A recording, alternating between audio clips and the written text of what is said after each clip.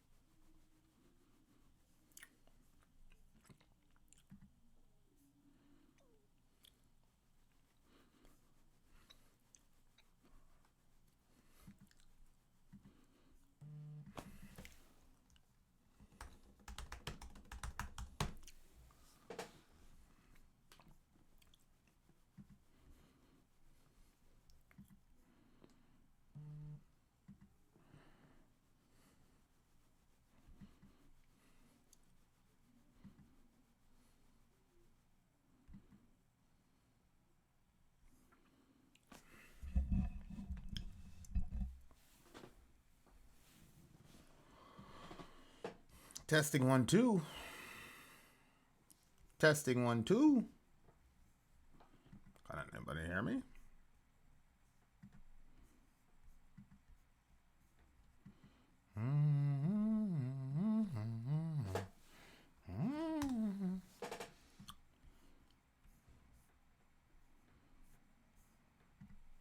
Four. Hey, Deeper Sight, how's it going? How goes it? What's up with everybody? How y'all doing?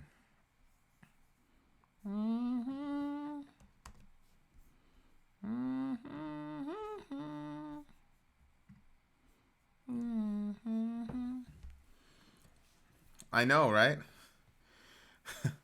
I'm trying to get in here a little bit earlier so that you guys can catch a stream. Ayo, Perkinos, what's up, my guy? It's going pretty good.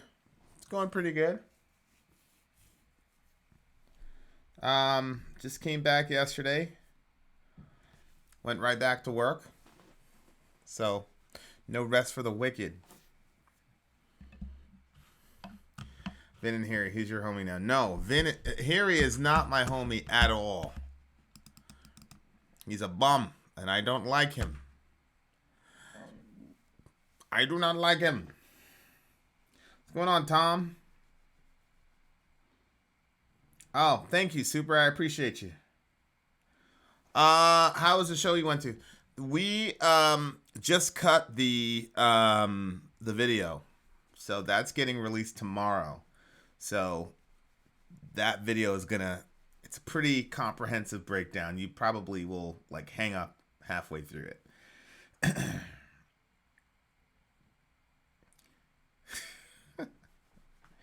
I wouldn't say we came around on Unleash the Archers, but we are rocking the shirt.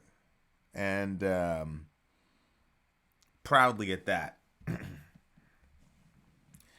I think it's good. I think it's important to have a sense of humor and not take yourself too seriously.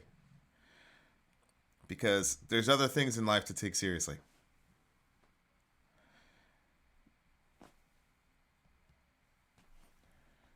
Hey, Vin, hope you two had fun. Yes, we did have fun. You got a notification on Facebook. Excellent. Excellent. We did have fun. We did. Hello from Greece. What's up? Did you decide on a Mayhem song yet? Well, there have been a couple Mayhem suggestions that have been sent to us, so they're on the way, for sure. What's going on, Derek Moore? Ian, what's good, buddy? What is good? What's really good, Ian?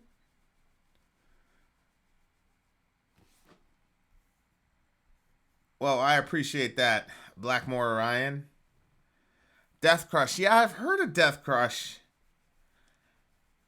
Are we still doing the origins of black metal? Yeah, I'm still working through the origins of black metal. There's an underground show that we're cutting and editing right now that is not black metal, but that's because we have to mix it up a little bit. But yeah, I'm still on the quest to kind of figure out how to piece that whole genre together because I'm really fascinated by it, obviously. Did we have fun? Yes, we had a ton of fun. It was really good for us. It was really, really great. Hello from the Bronx. Dude, I was just there yesterday. I passed by Co-op City on the way back home. Next time, we got to tell you guys in advance. Hellhammer and Celtic Frost. Somebody sent us a Celtic Frost CD a couple weeks ago. Why by yourself? Sori is out for the count. The trip did a number on her. So she's taking a rest, but I was like, I gotta get in front of our folks because it's been too long. So that's why Sori is nowhere to be found currently, but she'll be back soon. I'm assuming she's gonna take a nap. These things kind of go for a while, so I'm assuming she's gonna take a nap and then get back in the fight pretty soon. Yeah. Do you believe in the pre, mid, or post trib? Do you believe we're getting close to some major biblical event? I am a post millennialist, so I believe that the tribulation has already happened. I do not think we're close to any major biblical event. Hey, Leah, missed you too. Really enjoyed your black metal breakdown. Yeah, I really enjoyed that song. I really, really enjoyed that song. It was awesome. Vin, check your email. I will. Have you ever watched the Pantera home videos? I didn't even know there were Pantera home videos, so I didn't know that. So I didn't know. Jonathan Melton, what's good? Hey, Mist is in the house. Mist is in the house. Chris Allen, you should do a collab with Weibo Reacts. Yeah, we haven't really done any collab. I think the challenge that I have is that we both have is that we want to do collabs with our villagers, and so there's like a line of people that I want to do collabs with, and so those are kind of the priorities. So I don't know how that comes off, but the people that have kind of been in our community and such, like, Leah, I want to do one with her pretty soon. We want to do one with Leah pretty soon. There's like a bunch of people that I'd like to do a collaboration with. It's not as big of a hit for the channel. Obviously, if you do a reaction with another reactor, then it exposes you to their audience, and that's kind of why a lot of them do it. But I'd like to be able to do, I've got a list of villagers that I need to clear before I even think about doing any other reactors. So that's kind of why. What's up, Yan? What's up, buddy? I got your stuff. I changed my other shirt, so my Borknagar necklace isn't around, but I was rocking it during the Neo show. I was representing for Borknagar during the Neo show. That's awesome, Holly. Well, you're part of the community, so for sure. Nice shirt, Vin. Can you do a live react? Hey, my buddy Lamb Sauce. Can we do a live react? Yes and no. We did a live react one time, and the entire chat got blocked, so we're a little bit leery.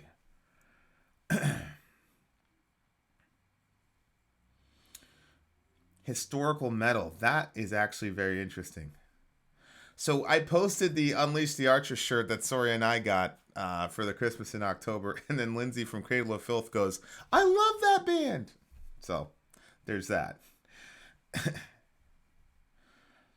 I'm surprised you got the t-shirt after the review you had. Look, I never said that they were not talented. I said Unleash the Archers were a talented band.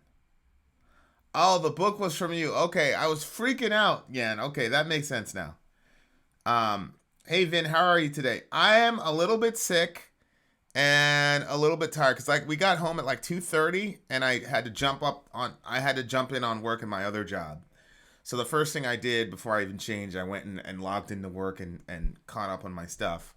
And then I had to talk to the boys because I had left the boys here. So talked to the boys, got to bed around 7, woke up at like 11.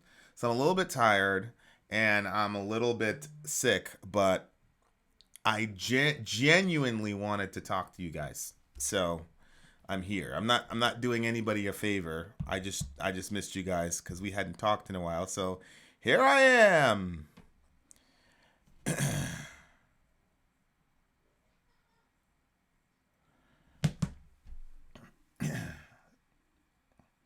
You can live react on Twitch. Yes.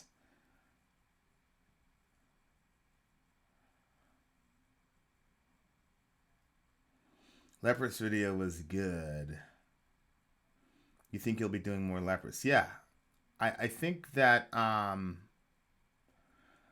thanks Ian. Um yeah, I think leprous was actually more popular than I thought that they would be. So there's going to be a lot of requests of them. So I'm assuming that we're going to be doing some leprous for sure. Yes, I did hear about Elizabeth Warren's DNA test. I don't understand what the play is. I'm very confused as to why she would publish those results because, in my opinion, those results are not very favorable to her. And then on top of that, all these Native American tribes are saying that's not how we determine who's part of our circle and who isn't. And of course, that's them. I mean, it's not for me to say anything. I mean, that's what they say. So it's just strange, you know? It just seems to me like Trump just has people on the other side playing his game. And so it's just weird. It's a weird situation we're in right now culturally, for sure.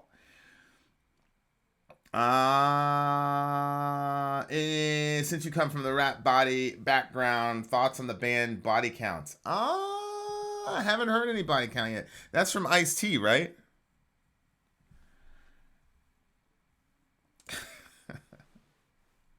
Did you get my email, Music from Another World? I haven't checked my email recently, so I'm not sure.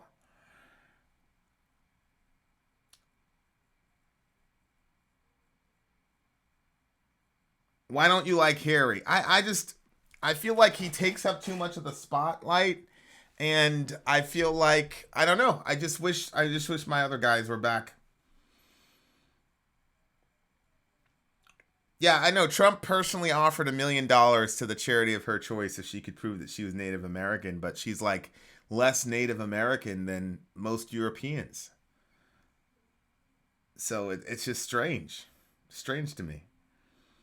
Have we reacted to Judas Priest yet? We've done 3. We've done 3 reactions to Judas Priest. What are the plans for King Diamond? Well, we just got corpse paint in the mail, so we're gonna have to figure something out.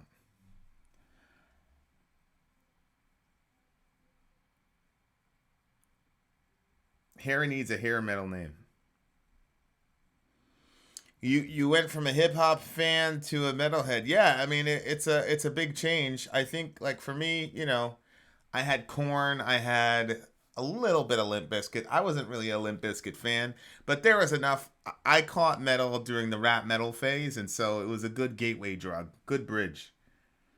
Are you going to do Cradle again? Yes, Cradle is coming very, very, very soon.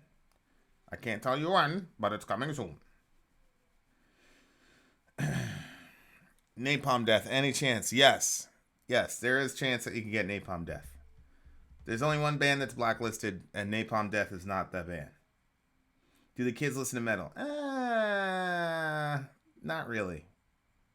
Kid Rock, right. Kid Rock was another one. Orgasmatron by Motorhead. Yeah, a lot of people have been asking for Orgasmatron from Motorhead. Where did Mystery go?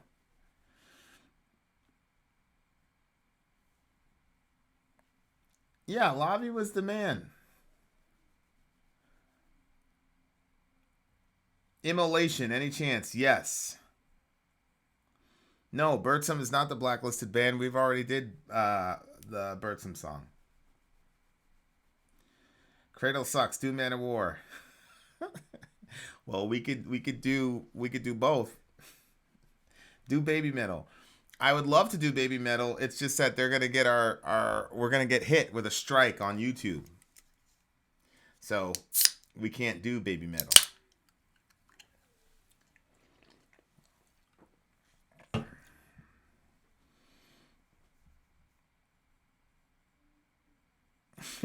Somebody desecrated Gigi Allen's grave with flowers and candles. Some people have no respect. I no, Christ decapitated is not blacklisted. I I haven't heard anything from Gigi Allen, but I'm assuming that's an inside joke. We did Antichrist. We did 2 songs from Antichrist Superstar, I think, from Marilyn Manson. So, shine on, you crazy diamond.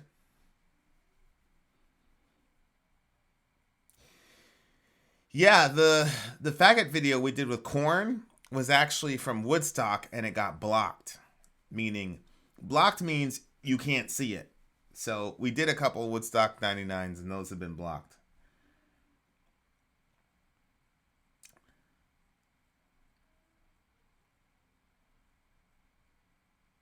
Powerwolf. Yes, Powerwolf is coming. My Dying Bride is coming. What made you delve into death and black metal? The channel.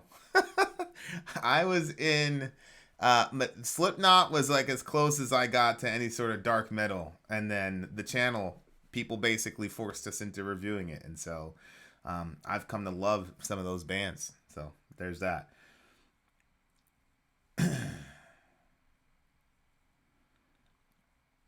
Hell yeah. Who's Hell yeah? What's that? You're gonna have to get people to flood the comment stream with Hell yeah requests there, Leo of the Village. No, I don't. Blind Guardian. There was one time when we had the Blind Guardian song downloaded and ready to review, and then we stopped. No, I haven't seen Hefner's full album review of Rust in Peace. I bet it's a good one though.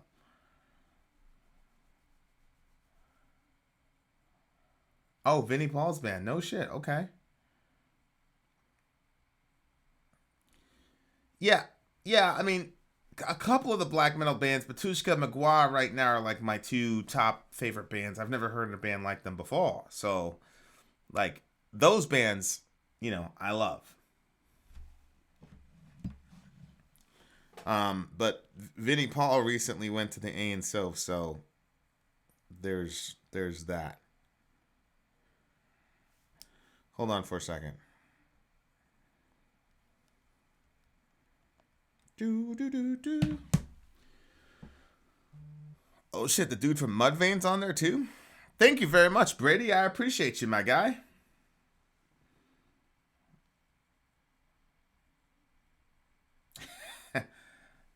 Hell No is made up of former Limp Bizkit um, members. I love the fact that review Finn. I was bullied in school for being gay, even though, ironically, I've never been gay. People tell you to stereotype people and bully the weak and vulnerable, an important topic.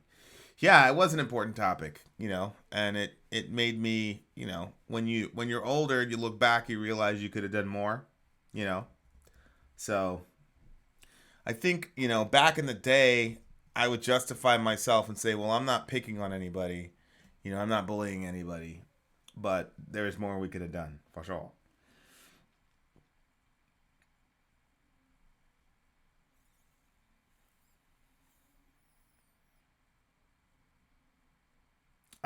Tobias Forge's court cases are, hey, Gojira rules are in today.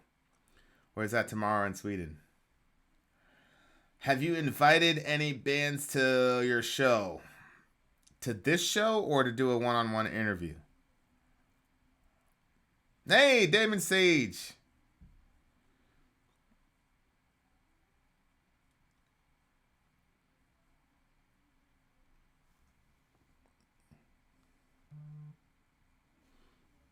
Oh, okay. Winter Sun has a black metal song. What's it called?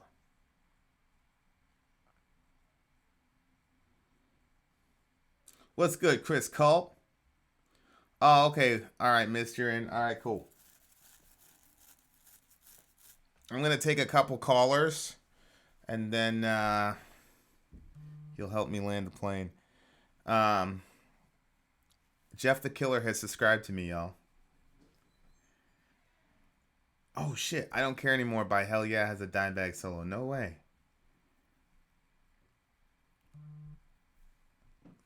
Whoa, thank you. A big fan of the Amon Amarth reaction. We got to get back to those guys. I saw Amon Amarth in a poll in one of the Alliance polls, and then I said something, and then the poll got killed or something like that. So I'm like, ah. Are we going to see more Vector reactions? Yes, we are going to see Vector reactions.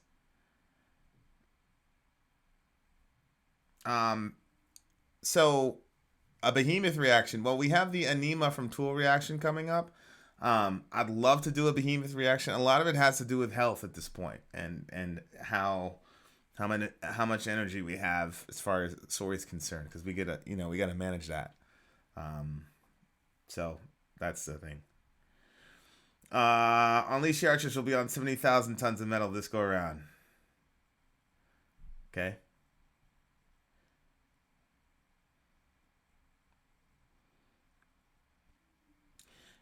I don't know. Ian. I might have talked to you. Who knows? It would have probably been good for you to stay away from us, though. We're not good influences. I heard you were looking for a good mayhem reaction, and True Cult did some homework and sent you an email. Okay. I'll check it. What did you think of Omnium and Dark Tranquility? We weren't at that show. We were at the Sarah show. What's up, Dan Wallace? We were at the Sarah Longfield Neo show, so it didn't have that one on there. See ya, Chris. Slipknot's new album's coming out. I heard it's supposed to be Iowa level heavy, so I'm very excited for that. Because Iowa has a very special place in my heart.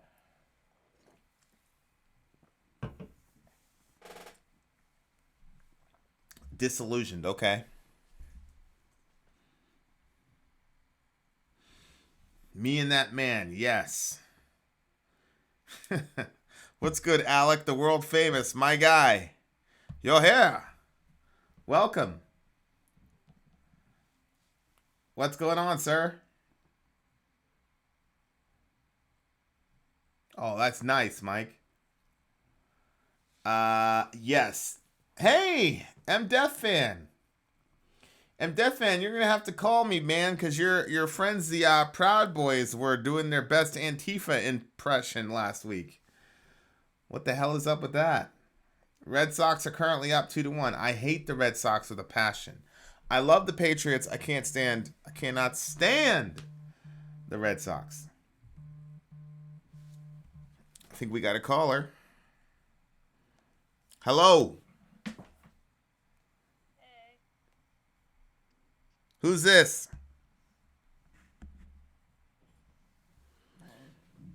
Who am I talking to?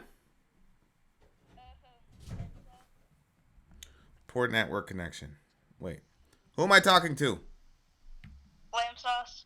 Lamb Sauce. What's up, little guy? Hey, my phone's gonna die soon, so I gotta make this quick. I've only got some song recommendations.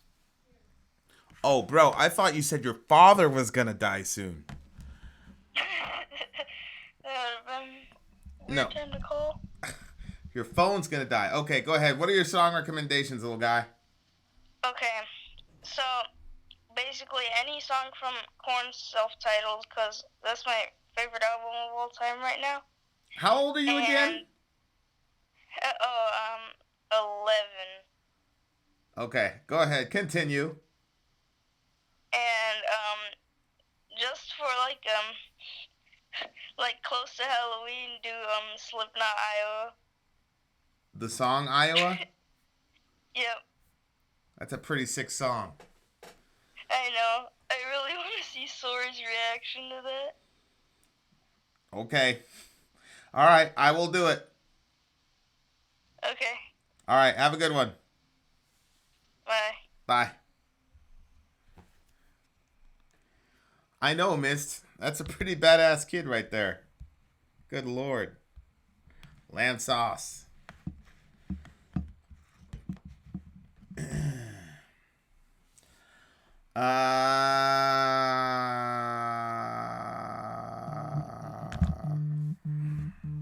And I have another caller.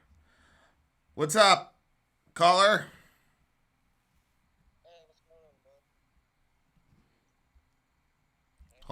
I'll tell you what's going on in a second. Hold on. Alright. Okay. Why is this not coming through my headset? Can you hear me now?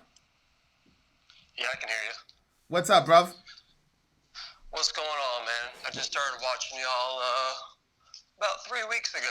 No way. Okay. Yeah. What song?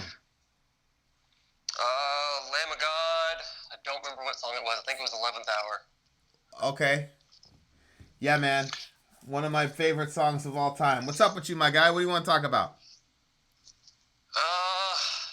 Well, I'm really surprised to see you wearing an Unleash the Archer shirt. We just opened up a bunch of gifts today, and that was the shirt. So I said I'm gonna wear it all day. Oh, yeah. Yeah, that's one of those bands that my friends are very back and forth on. Yeah. I think it's funny, y'all actually got me into reading lyrics into old bands that I haven't listened to in a long time. Yeah, it's amazing what you find, huh? Yeah, like Mudvayne was, like, as a kid, one of my favorite bands of all times. But I never really read the lyrics. I just kind of listened to it. And then, like, when y'all were going through it, I was like, well, God damn, I gotta go back and read all them things again. Yeah, that's the thing. It's like people don't realize, especially with Mudvayne, like lyrically, it's insane what these guys are doing. So. Oh yeah, Chad's a monster. Especially, you know, today's his birthday. No shit. Happy birthday to the big homie. So I saw y'all did the Black Dahlia song, right? Asylum. Yes. You really, really need to go back to do some other ones of his, like Nocturnal. What a Horrible Night to Have a Curse. Yes. Yeah. We're gonna do some Black Dahlia pretty soon. I've got some like songs that we've got to get done like yesterday because some people have been asking them for literally like 200 plus times, but we're gonna be reviewing them pretty soon. Trevor, the lead singer, is by far one of my favorite lyricists. It's me and my roommate constantly have the battle between him and Chad of who our favorite lyricist is. Well, I mean, I'm not really familiar with Trevor, but Chad is definitely up there, especially like in that generation of bands when all those bands are coming out. Oh yeah. Sane Fallen, thank you. Go ahead, keep going. I'm sorry. And that's one of the things that kills me because like I am a huge black metal fan, but you know I grew up on all like the new metal stuff, like you know like I loved Korn and Limp Bizkit back in the day, and like all these guys are talking about that's not real metal, da da da da da. Yeah. Like dude, like if it wasn't for new metal, pretty much my entire generation wouldn't be into metal. That's perfect. You're absolutely right. I said it 5 minutes ago. These guys were gateways to other brands of metal for me, for sure. Yeah, like the kid that just called, 11 years old, listened to Slipknot and Korn. That was us. Yeah, no doubt. Although I'm a little worried that an 11-year-old's in my channel, but I'm assuming his parents know. I'm amazed by that by a lot of YouTube channels. I'll be watching them and I find out their fan base is like 8 years old and I'm like, dude, what are their parents doing right now? Yeah. They're playing Cards Against Humanity. You should not be watching that. Right. I mean, I shouldn't watch Cards Against Humanity, much less an 11-year-old. I got on y'all's page pretty much the same as everybody else did. I was like, Christian reacts to Lamb of God. This will be hilarious. And then you actually broke down the lyrics, and I was like, all right, that's pretty fucking genius, actually. Those lyrics from 11th Hour are insane. What was the, I can't remember I think it was the Gorgoroth video y'all did, where the people were like on crosses and Yeah. bodies laying all over the ground and everything. Yeah. I was like, if that dude could hear y'all's reaction and hear all the biblical connections you made, he'd be crying in a corner. Well, I mean, a lot of those guys are like extremely familiar with the Bible. Oh yeah. But yeah, it was definitely an interesting experience. I had somebody threaten to sue us. He said, "If you ever mention Gorgoroth again, we're gonna sue you. Don't you dare! You filthy Christian! You should not review Gorgoroth." It was great. I love Gorgoroth, but that video of him in the interview where like he's holding the wine glass and like he's like, "Well, what's your music about?" And he waits like 30 seconds. He's just like, "Satan." I bust out laughing every single time. The dude was the perfect like metal elitist. Yeah. Like satanic attitude, right? Like. Right. Yeah. I recently just got over my angry atheist satanic thing like a couple years back. Oh, okay. What do you identify as now? I mean, I'm still atheist. I still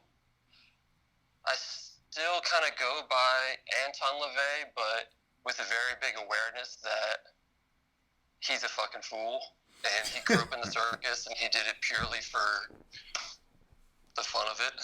Yeah. Yeah. Which I think, like, the angry atheist thing, especially in the South, is a humongous thing because, I mean, I remember the moment in school when everybody found out I didn't believe in God. We were in class, and we somehow got on the discussion, and I was outcasted that second right there. The whole school pretty much outcasted me. Wow. Growing up in North Carolina, that's kind of how it is. That's crazy. So that moment, that's when I was like, all right, I mean, if y'all want to play that game, we can play that game. Yeah. No, so I get it. Carrying around my satanic Bible and all this and that. I completely understand. Unbelievable. I'm sorry that happened to you, my guy. It's whatever, dude. You learn and live. Yeah. But it wasn't until I hit my mid-20s when, I started hanging around some more, I guess, intelligent metalheads, ones that weren't just going for the aesthetics of it, the ones that weren't just wearing like the most offensive things they could and everything. And they're like, all right, dude, you gotta calm some stuff down. Yep. Like, have y'all done Marduk yet? Have not done Marduk yet, but they're coming. They have a patch where this girl's like nude and she's like taking a cross and like playing with herself with it, and that's one of those I was like, oh, I want that. And everybody else was like, dude, come on, like you can't even wear that thing in public. Like you know for sure that that's just ridiculous. Yeah. Well, it's and sometimes people will reach out to us and say really offensive shit. I mean, my perspective is, if Jesus is real and we believe he is, then he'll handle it himself. He doesn't need me to go and rescue him from atheists or Satanists. Right. Like, I really don't think he'd be worried about a picture you drew. Yeah, I think, I feel like Jesus can handle his own business. So, it's one of those things. I'm not really worried about it. I feel like it comes with y'all's territory, but I kind of feel sorry for, like, because I know a lot of dudes are, like, coming to the page just to purposely offend you, but, I mean, when you start talking black metal, it kind of just, that's that crew. Yeah, I'm a pretty hard guy to offend, so. Yeah. All right, my guy, we got other callers, man. I appreciate you calling.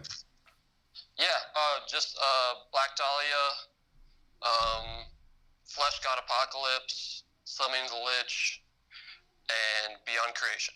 That's what's up. Okay. All right, my man. Boss, I appreciate it. Appreciate you. All right, peace. Peace. Who's this? Who am I speaking to? Well, on YouTube, I'm saying Fallen I'm known as the Samet. What's up, brother? How's it going, Vin? It's going good, bro. I've been watching your channel since you guys did the first Cradle of Filth reaction, man. Her Ghost in the Fog. Whoa. Oh yeah, Danny Phil's a freaking beast. That's like week 2, my guy. I know, man. I've been around for a while. I've just been kind of in the shadows. Lurking. Where I'm comfortable. What's up, man? Hey, I finally caught a fireside because I'm not working. Like, I'm gonna call in and to give my 2 cents. And Okay. then my 3rd cent is free. All right. So, yeah. What song have they not done yet that I'd love to see? And that's when I put the Eyeless in, because I was all like that's my favorite Slipknot song. Like, I just, from the beginning to end, their self-title is awesome. Like, I feel like even in Iowa, there's Iowa's still aggressive, but there's like that little bit that was missing from their debut that made their debut so special. Yeah. I'm just remembering back. And so I'm like, what was the song on that album that just initially blew my socks off? And it was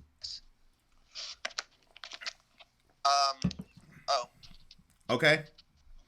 Eyeless. Just because, in the beginning, you had Joey just going ham on the drums. And then, like, everyone just comes in, and it's always building. And then, arguably, one of my favorite guitar breakdowns of all time is in that song. Just because, like, everyone just loses their complete mind. I was like, man, I think Sori would like this just because of the energy. Like, and even if you watch the live video, like, they have some really good live Eyeless performances just because it's a good song, and it's a good song to do live. I wish they did it more live. Because I don't think they always do it. And I feel like that could be a song that could always be on their set just because of the amount of energy. In fact, I've always liked Eyeless over Spit It Out, for instance. And everyone's like, yeah, Spit It Out. That's the one to go for. That's the one that they do in Rocket Live. And I'm like, yeah, but I'm not, like, personally, I wasn't nearly as impressed with that song as I was with, Eyeless or Scissors even. Like, Scissors was just because it just kept building up and up and up. Yeah. I like Eyeless a lot more than I like Spit It Out. I'm not really a fan of Spit It Out. That was obvious. Yeah, no, for sure. It's like, because like, if you wanted to have another song that was kind of roughly in the same vein as Spit It Out, but I feel like that they executed it better, and it's even off the same album, Only One. It's kind of like, it's in roughly the same vein because he has those moments in the verse where he's rapping essentially, but I feel like the hook was better. And Only One of us walks away, and I was like, yeah, okay, I believe that, Corey. I believe you, brother. Yeah, that was hey Osiris Hawk. Yeah, that was that's a legendary line right there. Yeah. Not a lot of complexity to that. It's just straight up bang. It's a badass. I feel like a badass when I hear that song.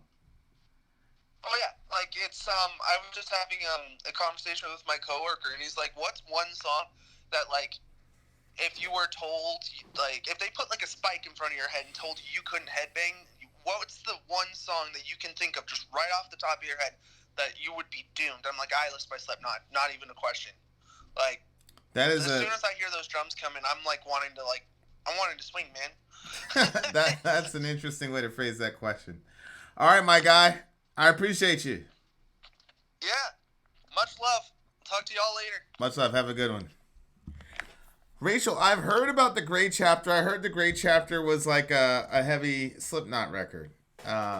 What's a good song from the Gray Chapter to listen to?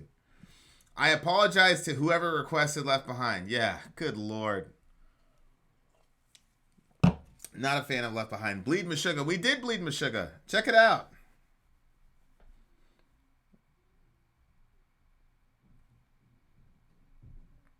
As soon as I hear Slipknot, hey, Majestic, you had your first baby scan. How's the baby going? Everything good?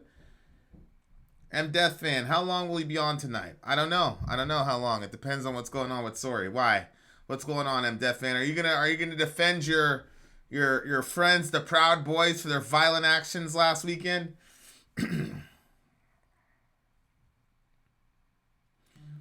Will you ever react to one on this channel? Who's this? This is Uncle Dan. Will you ever react to one on this channel? Yeah, I think we'll eventually get to one. I just, I think you said it. The internet has been flooded with reactions to the song One. So, I don't know. Looks like a bunny rabbit at the moment. That's cool. I mean, if there's like an unbelievable, like, you have to listen to one type of deluge from the village, then obviously we'd be forced to do it. But right now, like, people have been tired of Metallica anyway, so I don't know. What's interesting is they're tired of Metallica, but I'm trying to look for songs that haven't been getting a lot of burn from other channels. But they're still tired of it, so I don't know. What's up, Dan? Hey, man. What's going on, big guy? You guys have a good weekend? Yeah, it was good, man. Good. Very busy, but good. Yeah, while you guys were gone, I decided to be a real human being and talk to people. It was great. That is awesome. I'm glad. I talked to Dirk one night, and by the time we were done talking, I was so emotional, I wanted to watch Dirty Dancing. Okay. And I talked with our mysterious Voldemort friend. Okay. Then I talked to another friend of mine, and he was asking how everything was doing. I mentioned to him that you guys just announced that you had a baby, or not had a baby, or pregnant or whatever. Yep. And he was like, oh, well, tell him congrats. I'm like, dude, that's really seems a little out of body-ish. Like, so he recorded you a little video. Could you open up your email? So it should have the link now. Okay, I'm gonna do my email. So which one is it? Vin and Sori @gmail.com? That one? We have like 19 emails now. It's such a disaster. Gotta come up with a different Dan O'Connell. Well, I should be actually Daniel Media @Vin and Sori now. On your pregnancy. No shit. That is crazy. I'm so excited. I know I'm chilling, don't look excited, but I really am excited.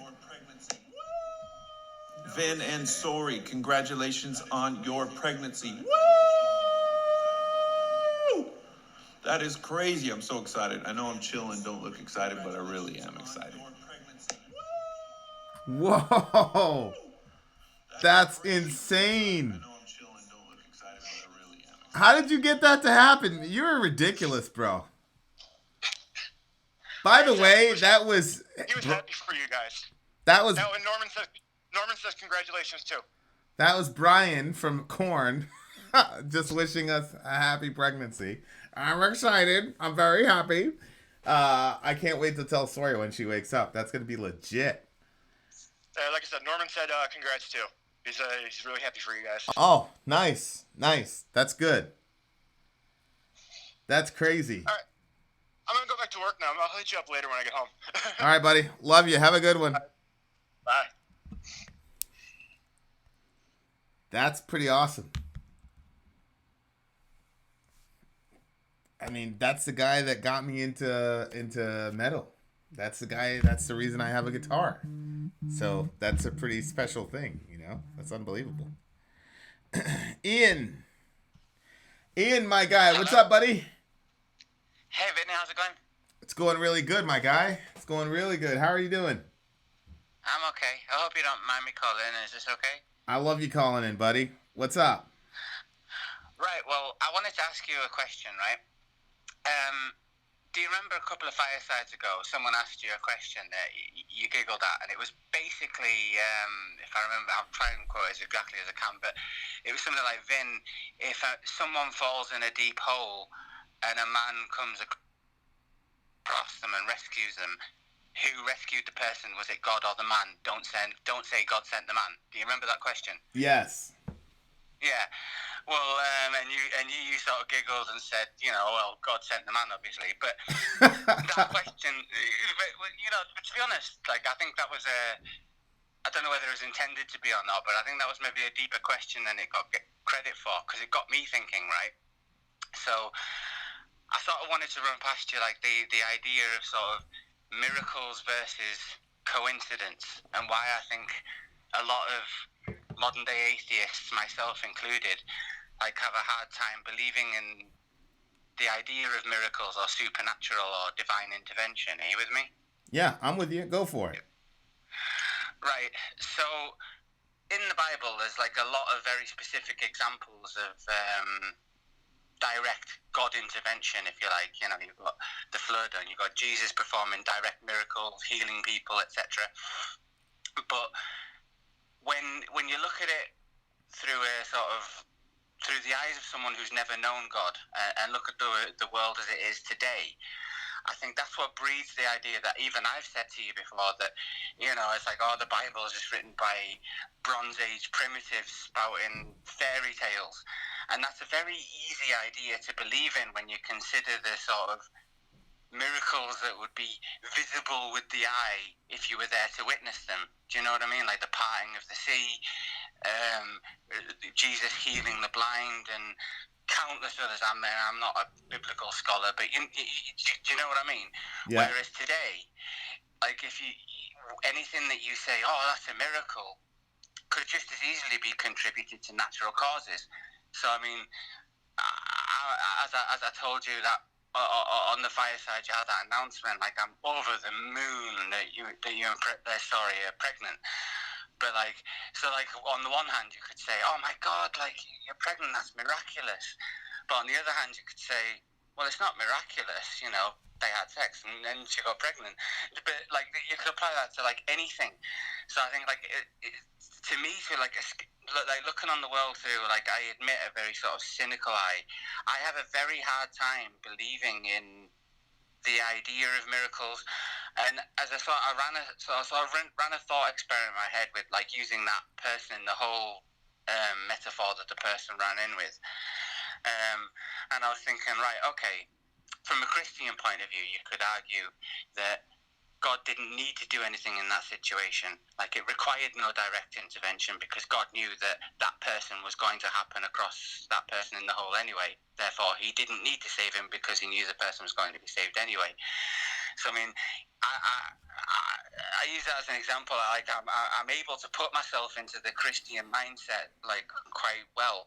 But when I think of things like the atrocities and the horrors that go on in the world, things like cancer and motor neuron disease and countless other horrors that go into, you think, why doesn't God do some sort of like actual tangible miracle that cannot be attributed to anything but God? Are you with me? Does that make sense? Sure. Right, so what are you with me on that? Because like I've never heard a story of anything directly supernatural or miraculous in a Christian context that is irrefutable. Whereas if somebody were to literally turn water into wine now on YouTube, it will probably be denied anyway. But if they did it in a lab where it could be tested, you know, but it's easy to say these miracles back in the day when they didn't have this scientific method. They didn't have the knowledge we did now. So they would have believed these things quite freely. Therefore, that's why people find it easy to believe that these things are fairy tales, because there were stories that were told in a time where people couldn't have tested it and would have believed it because these were the stories they had. You know, but nowadays, there's nothing... Yeah, like how I'm sorry, I'm rambling on, right? I'll try and form it into a specific question, right? How would you, as a Christian, explain the lack of direct miracles in the world? Well, I don't believe that there's a lack of direct miracles in the world. You touched on something very interesting, which is the nature of belief or unbelief. Because you said if somebody changed water into wine on YouTube, and then you stopped yourself and said, well, that could be doubted too, right? Yeah. Did you see the interview I did with Arn Ra? Yes, I've watched that more than once, actually. So he made the claim. I said, why do you have a problem with Jesus? And he said, Jesus said, believe my bullshit and don't take any evidence or anything like that. And I said, well, actually, I said, actually, Jesus said the exact opposite. He said, if you don't see me doing what my Father does, do not believe me. So Jesus actually said the opposite of what Aaron Ross said. And then I said, and he said, well, what did he do? And I said, well, he healed a guy who was born blind. And then Aaron Ross goes, well, yeah, but these people are never named. And I said, Bartimaeus.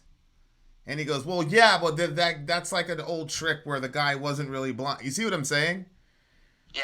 If you're predetermined that you will not believe, you're not going to believe. It doesn't matter what you see. And even though I could give you a list of medically inexplicable miracles, and then what will happen is, and this happens a lot in Fireside, people will say, oh, that's just God of the gaps. Just because we don't have an explanation for it now doesn't mean we won't have one in the future. See? Yeah. So what will happen is, you could have, one of the questions I ask all the time is, what would constitute evidence for you really? I'm not talking about you, Ian. I'm talking about the proverbial you. Because there's anything could, I had subglottic stenosis. They were going to do a tracheotomy on me. I went to I said this in the God That Failed video. I told the story where I went to my parents took me to the pastor. Pastor prayed over me. I had a clean bill of health. Like completely, it was night and day. So I would say that was a direct intervention from God. But there's always going to be people that will cast aspersion and say, well, that didn't really happen or whatever. And I have to challenge you a little bit on your perspective. And this is not your perspective. This is a lot of people's perspective on the quote Bronze Age people in the Bible. No, please do. Actually, it's pretty clear by now. Like, I want you to challenge me because I'm doing a lot of thinking about shit. This is why I run these things past you. Yeah, so go for it. These people were not the gullible people you thought they were. As a matter of fact, that quote that I just gave you in John chapter 10, the people of Jesus's day were extremely skeptical that he was who he said he was. And that's why he said, don't take my word for it. Look at what I'm doing. And even Jesus's own followers are not portrayed as blindly following him and believing him. As a matter of fact, Jesus is constantly rebuking them for their lack of belief in him. They didn't just oh yeah, this happens every day. Sure, miracles happen every day. They were extremely doubtful. And that's why when the women who were the first witnesses of the resurrection went to the men, they didn't say, well, of course. They actually says in the Greek, basically, they thought it was old wives' tales. So these were not people who were full of belief and faith and gullibility. I mean, they pretty much understood that once you're dead, and that's it. And even after Jesus did miracles, you would see things like, well, how come he didn't solve this problem? So like in John chapter 11, one of Jesus's friends die, and then people say, well, if he healed somebody with if he healed the blind guy, how come he couldn't raise this guy from the dead? Which are questions that we would ask, right? So I think there is a misconception of people because they're not familiar with the characters in the Bible that everybody just went ahead and believed. There was no scientific method. There's a story in Judges chapter 6 in the Old Testament where there's a scientific test for proof because the person doesn't believe that God is going to be with them. So people are encouraged to question things. And so you brought up a couple of, the last thing I'll say, and then, we'll have a back and forth, is that I do not believe, when there's 8 kids born every second or something like that. So on the one hand, it's a beautiful thing. Obviously, where we stand on life. I don't think that it's a miracle that childbirth happens.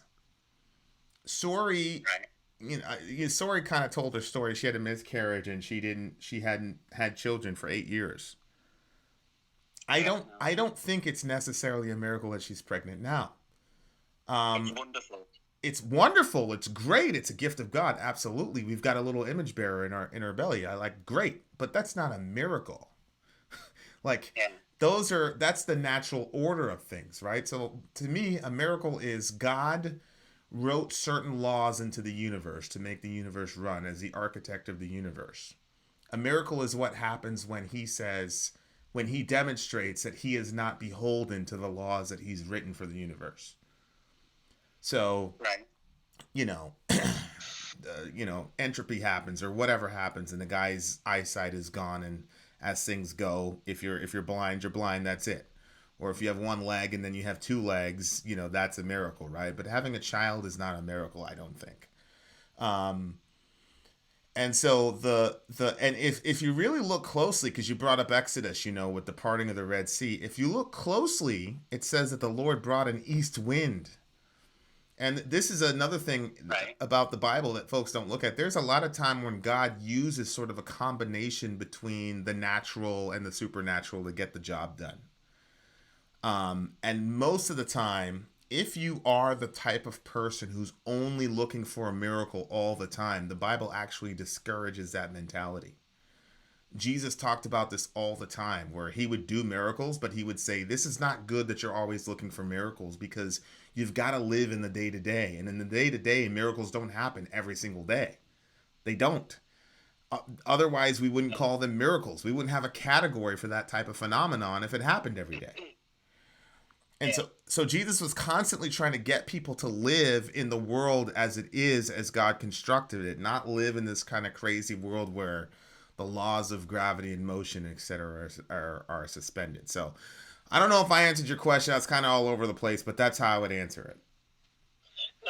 Well, can I sort of like get to the meat and bones of it? Because I dance around a lot of the time. So I guess I'll go there. I get what you're saying. And I guess I wasn't getting it like a world where, like, you snap your fingers and God does everything for you. Like, that's not what I meant. But I guess, like, to get really down to it, I was down to meaning more in terms of, like, disease and suffering, quite frankly. Because I remember last time we touched on this, and it took me a lot of dancing around to admit that that's what I really wanted to talk about, so I'm sort of getting down to it. Mm-hmm. And I was telling you a lot about, like, how a lot of Christian values and jibe with me, and how I'm also aware of the ramifications of atheism, and I'm also aware of the utility of religion. I'm a big conflict of, like, stuff, but also I'm an atheist, and I'm still in that place where I don't believe in God. But where I was getting at with my question was, last time we talked, you gave an example of Christ, and I can't remember what the malady was. I can't remember what the affliction was, but I remember the story was the man was talking to Jesus, and he was like, "Come and heal this person of this thing." I can't remember what it was. If you're willing, and Jesus replied, "If you're willing, do you doubt that I love you?" And the man said, "I believe, help my non-belief." Mm-hmm. Right. So then that quote that you gave me stayed with me. Actually, I gave that a lot of thought.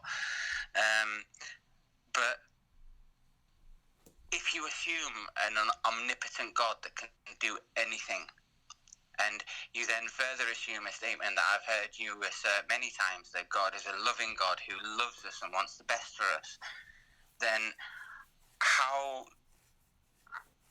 cancer, how motor neuron disease, how all of these horrors, why? And I know that you do, as you've said, there are examples of miraculous recoveries in medicine.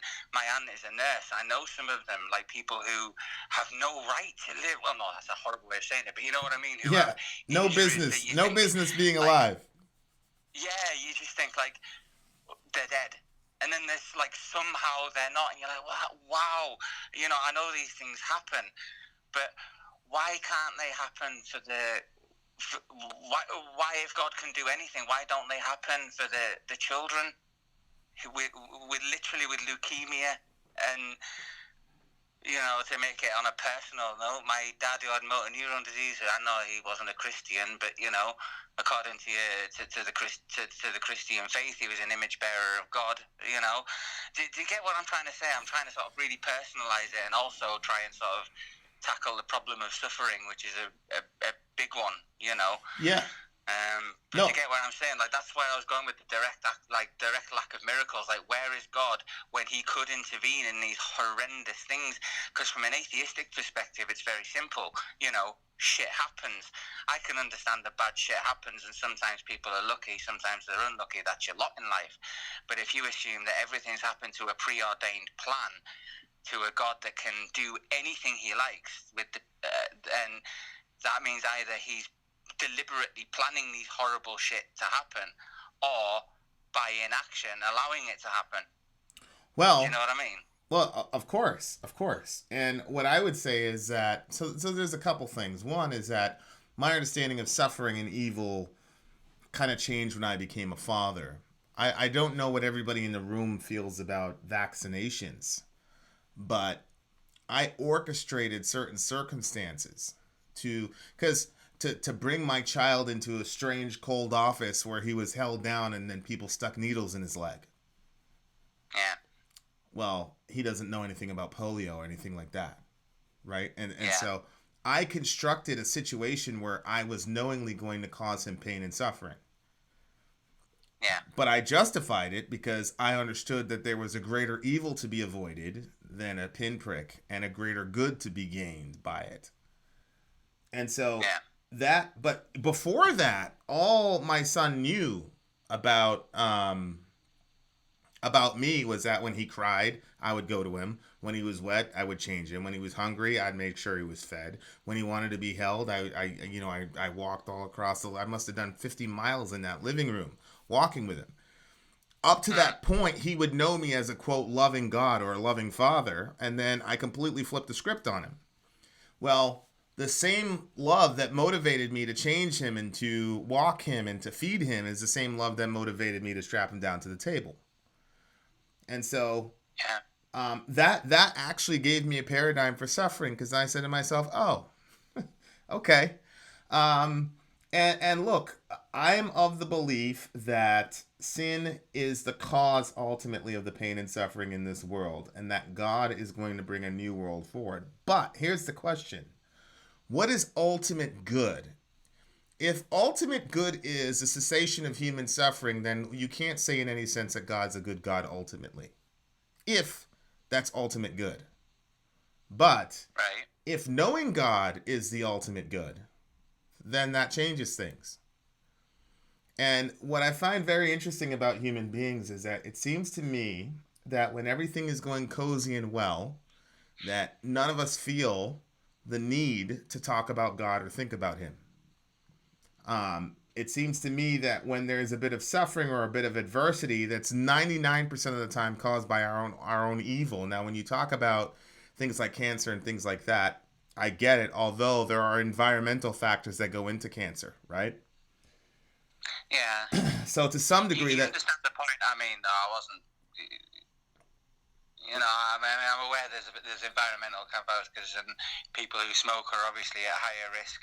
But I'm literally talking about the 5-year-olds on children's wards with leukemia here. Yeah, I get it. And what I'm saying is that knowledge of God or lack of knowledge of God is the greatest good or greatest evil, not human suffering or human wellness. So that's what happens is when you start from the perspective that humanity is the pinnacle of existence in the universe, then minimizing human suffering, and you'll hear Sam Harris talk about this, about minimizing human suffering, maximizing human wellness. Because to Sam Harris, there's no God and we're the pinnacle. But if there is a God, then knowing God is the maximum for human wellness. And not knowing him is the maximum for human suffering. So then let's do a thought experiment. If that's true, if knowing God for who he actually is, let's just go with a thought experiment and say that is the ultimate good, right? Right. So you have person A and person B. Person B has leukemia, but he knows God from head to toe. Right. Person B has a perfect bill of health and he lives in a mansion and he doesn't know who God is at all. Right. If you go with the premise that knowing God is the ultimate good and not knowing God is the ultimate evil, then who's suffering in that situation?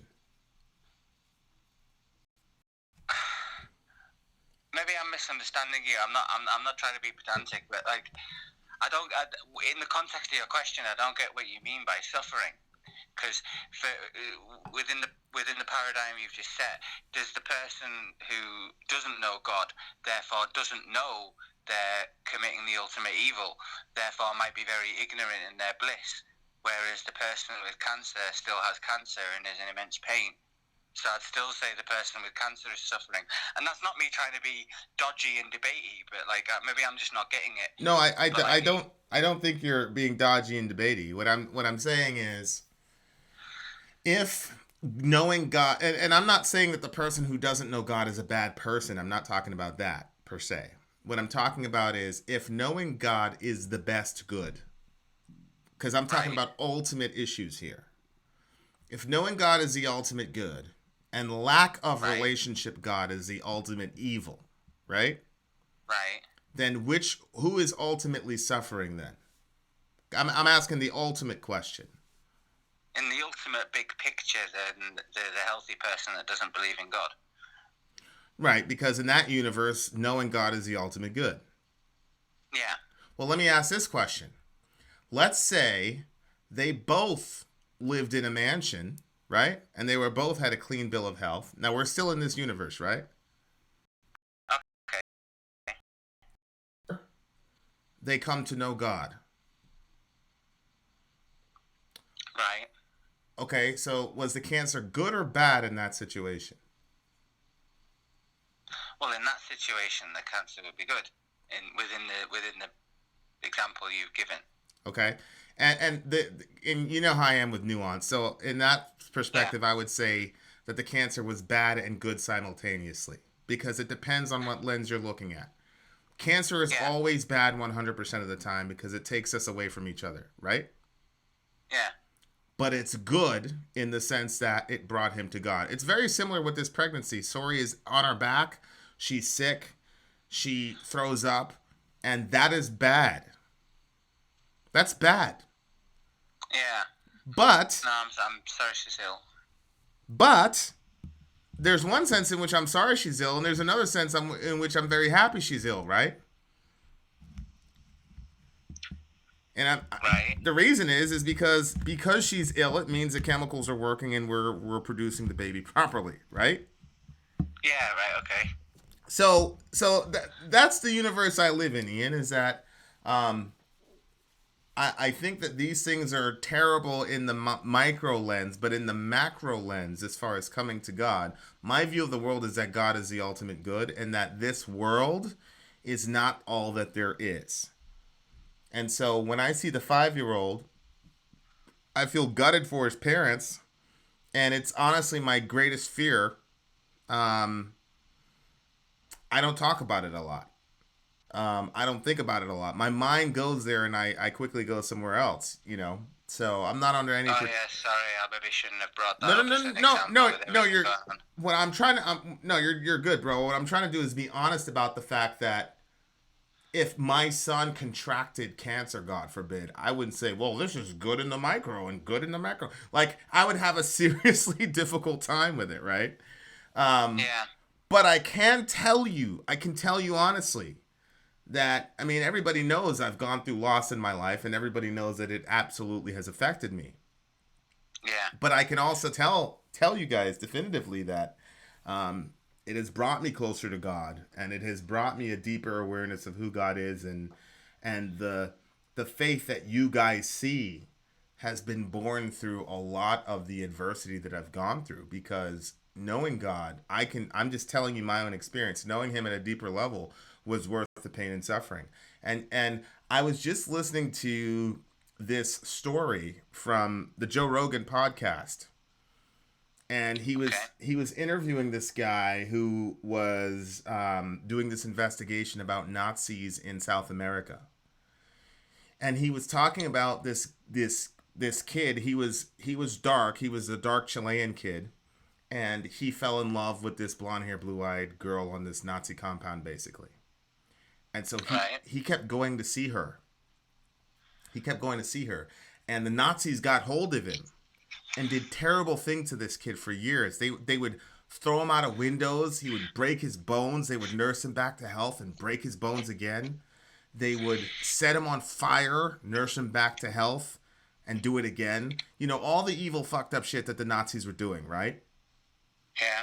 And the dude that was interviewing him was a former special operator. And so this guy, and I know some of these guys, when they hear stories like that, their solution is, well, I'm going to find who did that and we're going to kill him.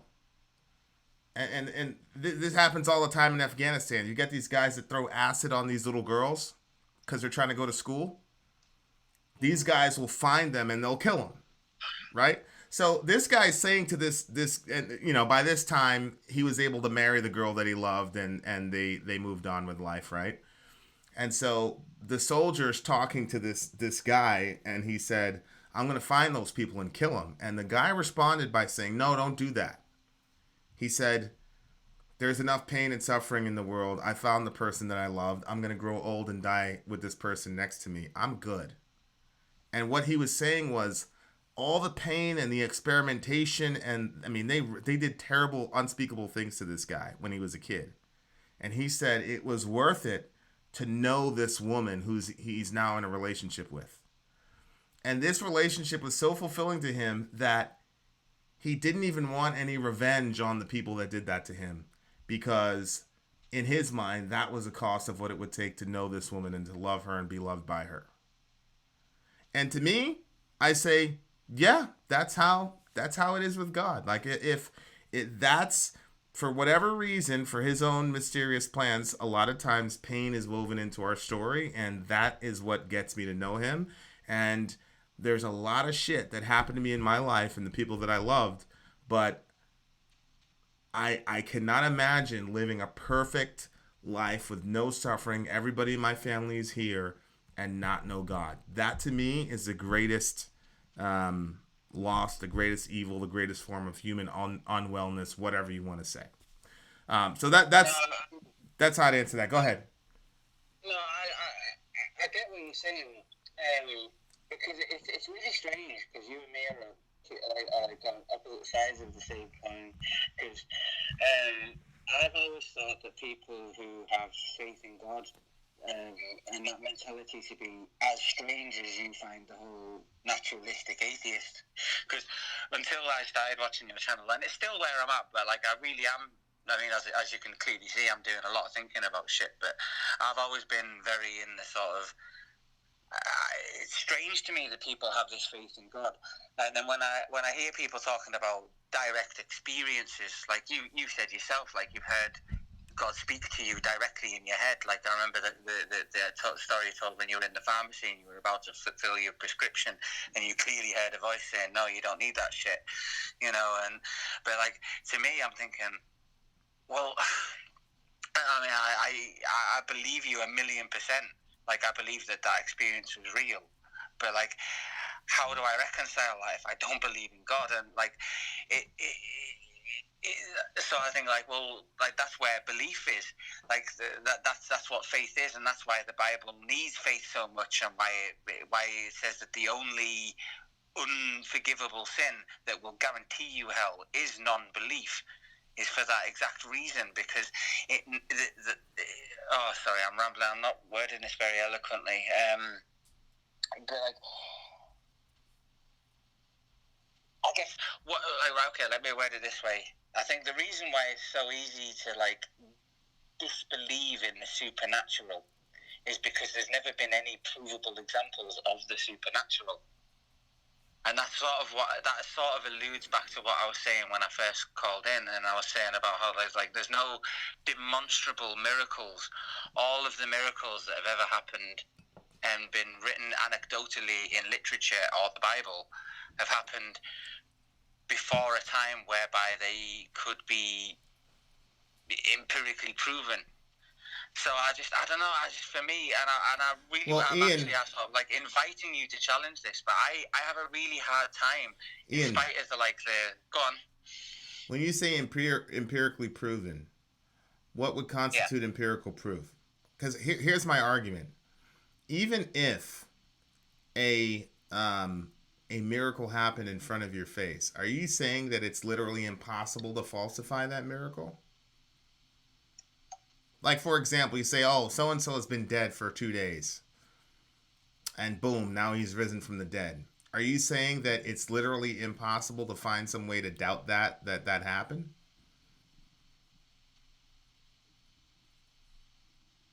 No, probably not. But this is what I'm talking about, like with self-awareness. Like, I had Seth Andrews one time. He and I talked for about an hour and a half. He's a big, guy on YouTube.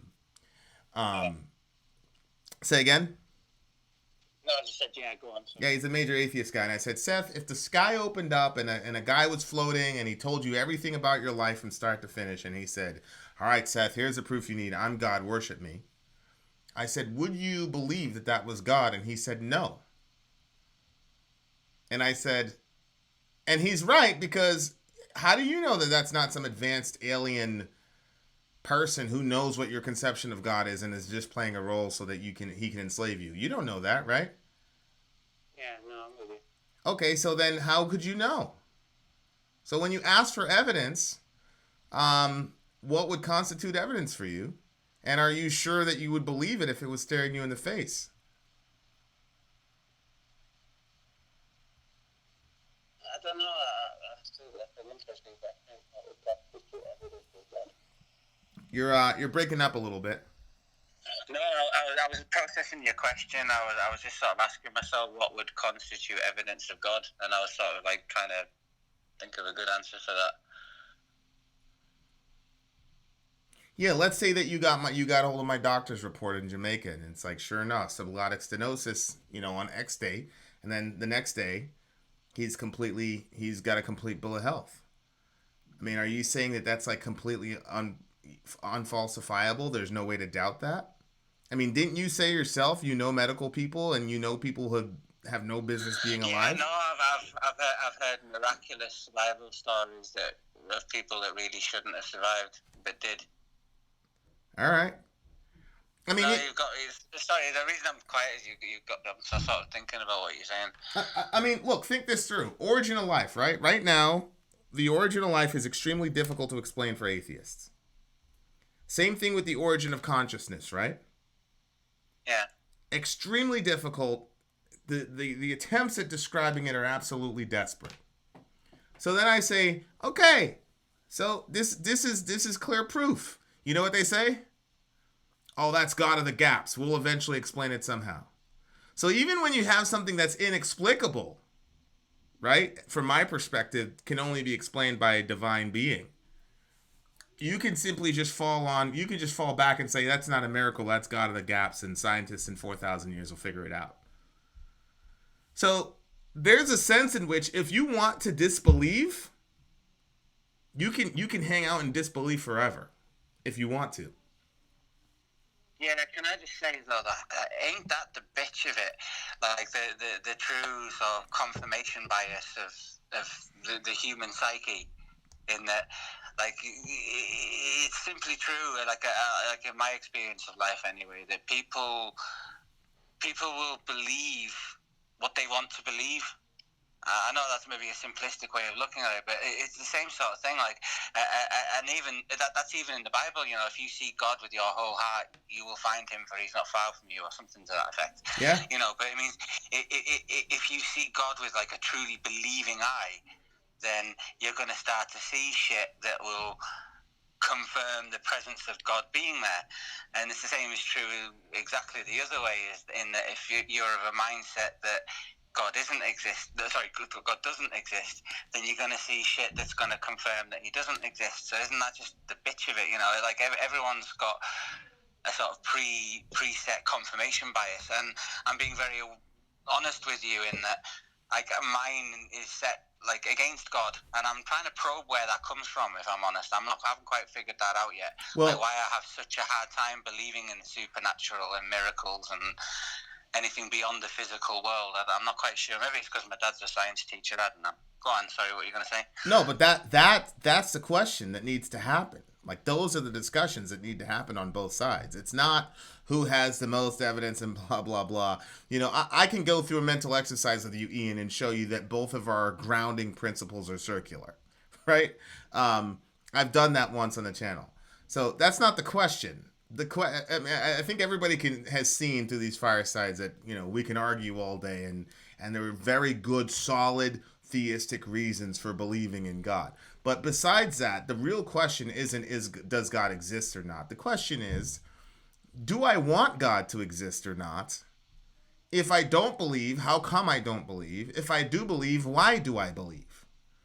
Because we have all these simplistic, like, let me give you an example. A lot of my atheist friends will say to me, oh, you just want to believe in God because God gives you a sense of comfort, right? You're going through a hard time. Yeah. God gives you a sense of comfort. Of course, if you look at how the gods in human history have interacted with people, most of the time the gods in human history terrified the hell out of their worshipers. They did not provide them with comfort at all. As a matter of fact, they demanded the sacrifice of their children in fire or in the middle of a volcano. They didn't give them that. And then if you look at the Christian God and you have the concept of hell, which a person that has a lot of staunch faith, like myself, but even I have a major issue with that. So that this idea, it's just simplistic, oh, you just want God because he's comforting you. No, a lot of times God terrorizes people. Doesn't comfort them at all. If you've read Martin Luther's journal, you will see that he was tormented by the idea of God. God didn't give him a sense of comfort at all. So it's these simplistic, and conversely, my atheist friends a lot of times never even ask themselves, is it possible that I don't want God to exist? Because then it locks me into a certain type of morality. It locks No, I'm with you. I've asked myself that question, actually. Yeah, because it locks you into certain mores. And no, it's true. I mean, like, whatever you say, I mean, there are certain ramifications to being either atheist or Christian. Right. And this is something I've been giving a lot of thought to. Because I meant it when I said, like, I mean, I've been honest about where I'm at, but I really am sort of challenging my atheism, and these are the sort of questions I'm kind of asking myself at the minute. Anyway, before I go, can I literally just one last thing by you? It's a theory I have about, because it's undeniable that people have always been drawn to God. I mean, no matter what civilization you look at in history, they will have some form of deity or worship. Yeah.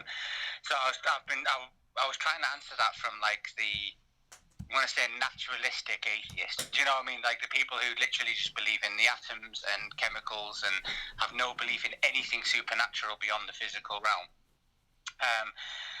And the best theory I've got towards that, and it's something I thought of for a while, so I want to run it past you so you can probably demolish it, no doubt.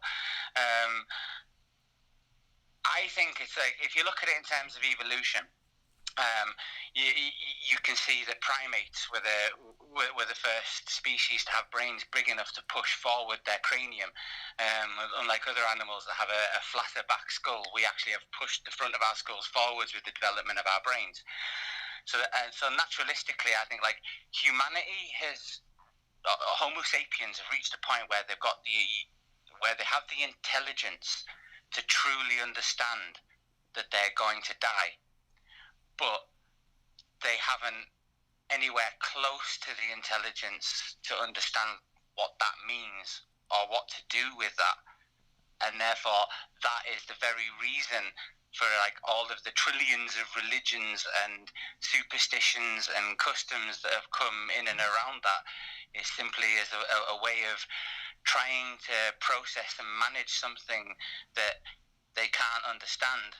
I think it's, and if you look at it in terms of evolution, like, if humanity survives, God willing, the sort of the next stage of evolution is going to be reconciling that, you know, working out what to do with the fact that we're going to die and coming into utilitarian and making, actually, ironically, a bit like the sort of the Christian ideal of all coming together and working together for a better race, you know.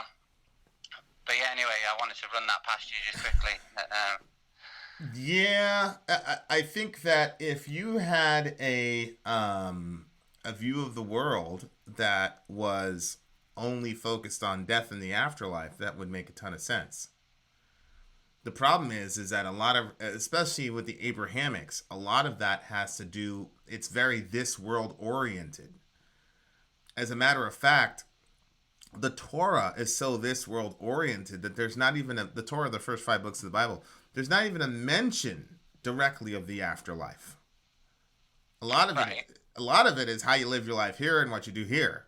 And then when a person dies, it doesn't say, oh, they went off to heaven. It just says they rested with their fathers. They're done. And then the story moves on to the next person that's on the earth. Right? So I hear that a lot. But when I look at the data, the Bible, is as well as the New Testament, is still very this world oriented. As a matter of fact, Jesus rises from the dead. And the first message is not, great, now everybody's going to heaven when they die. It's still about what's happening in this world and what's going on now and the kingdom of God coming to the earth now. So, I, as a Christian, when I look at the Bible from Old to New Testament, it's very this world oriented and not really focused on what happens much after you die. So, I mean, I get it. And I suppose if all the religions in the world were about, were focused on that, then great. But I mean, you do realize the majority, especially in the ancient Near East, there wasn't a lot of focus in the afterlife. I mean, the Egyptians did, but they've got their own kind of set of scholarship. A lot of it was about your crops. It was about rain in seasons and all the rest of it, which again is very this world oriented, right? So yeah, I just don't see that. I think to me the most easiest explanation is that every religion, every major culture on the planet historically has had a religion, because all of us have an awareness that that someone made us. To me, that's just the simplest thing, is we all know that somebody made us. And it was one of the biggest misinterpretations of the Nightwish video, where people were saying we were here, and everybody got offended when I said, why does it matter that you're here? And people were mistaken that I was saying atheists all live empty lives. That's not what I was saying. What I was saying was the opposite. In the beginning of the song, he said, oh, we just have this desire to be exceptional. And the implication was we're not exceptional at all. But then at the end of the song, they said we were here. And my point is, whatever we say about what we believe, it seems to me that when you catch people talking freely, when they're not trying to pose as something, or when they're not trying to project a certain type of belief system or a certain type of tribe, when you catch them talking most naturally, they talk as if God exists. And that's the thing that gets me. That's why your theory, the theory doesn't work to me, not because of theists, but because of atheists. Because when I talk to them, they always default back to acting as if God exists. And that's what's interesting to me.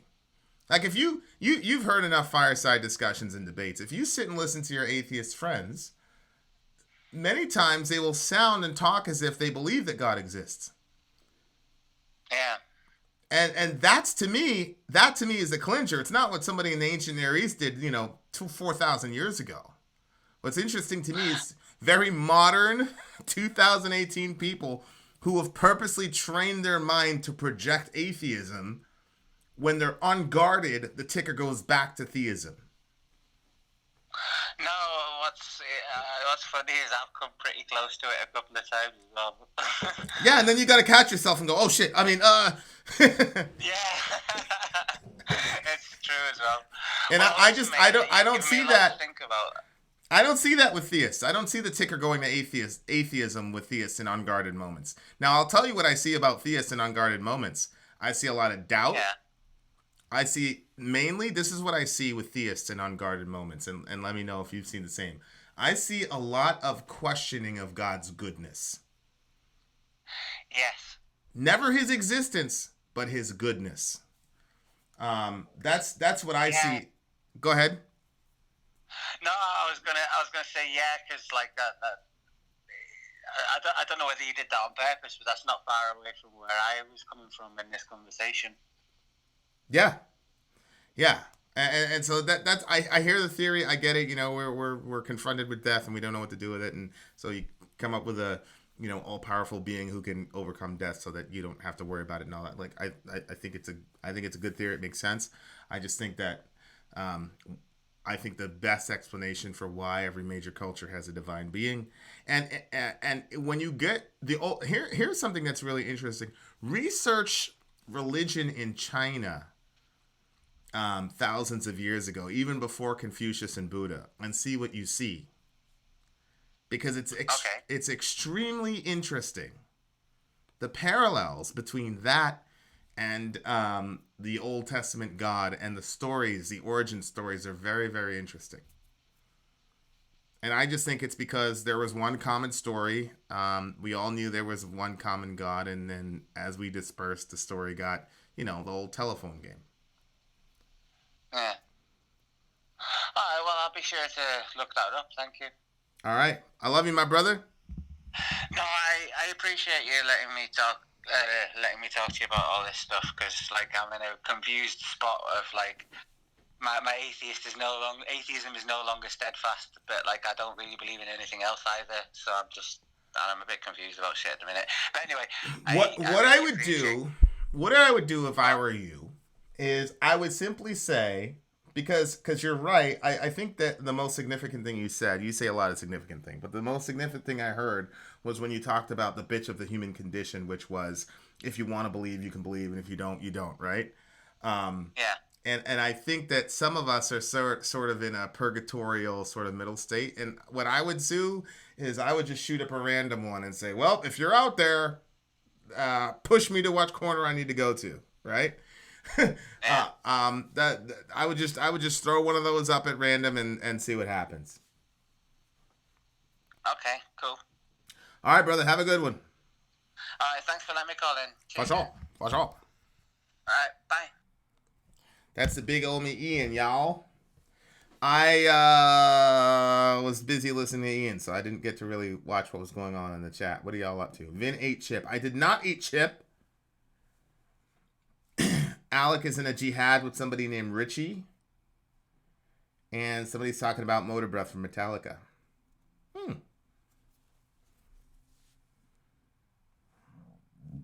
Who would win in a fight? Vin or World Breaker Hulk? Me, obviously.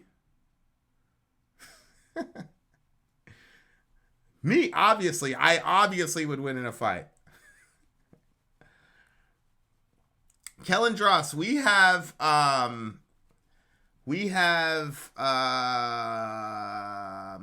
download of how that's the show went, which is going to be published tomorrow. Then atheists accept the premise of the existence of God for the sake of conversation. Otherwise, it wouldn't be a conversation at all. I don't know what that means. What's the best cover of a song that you've ever heard? There's one that's at the top of my head. I just can't figure out why. I don't know what it is. Hold on. Who am I talking to? Who's this? Hey, this is James, man. What's going on, bruv? James. What can I do for you, What can I do for you? Hey, listen, I wanted to say I really enjoyed your reaction to Venom. Oh, yeah. Yeah, it was good. I was hoping it wasn't going to turn into another Mayhem debacle, but I genuinely enjoyed the song. And one of the reasons why I enjoyed it was what you guys, or both of you, kind of concluded, and that is that Venom defined certain subgenre. And maybe an idea for you to consider. Maybe you guys can, because by now you already have listened to a lot of metal, but you're kind of scattered all over the place. Maybe you can look into the roots and the evolution of those genres a little bit.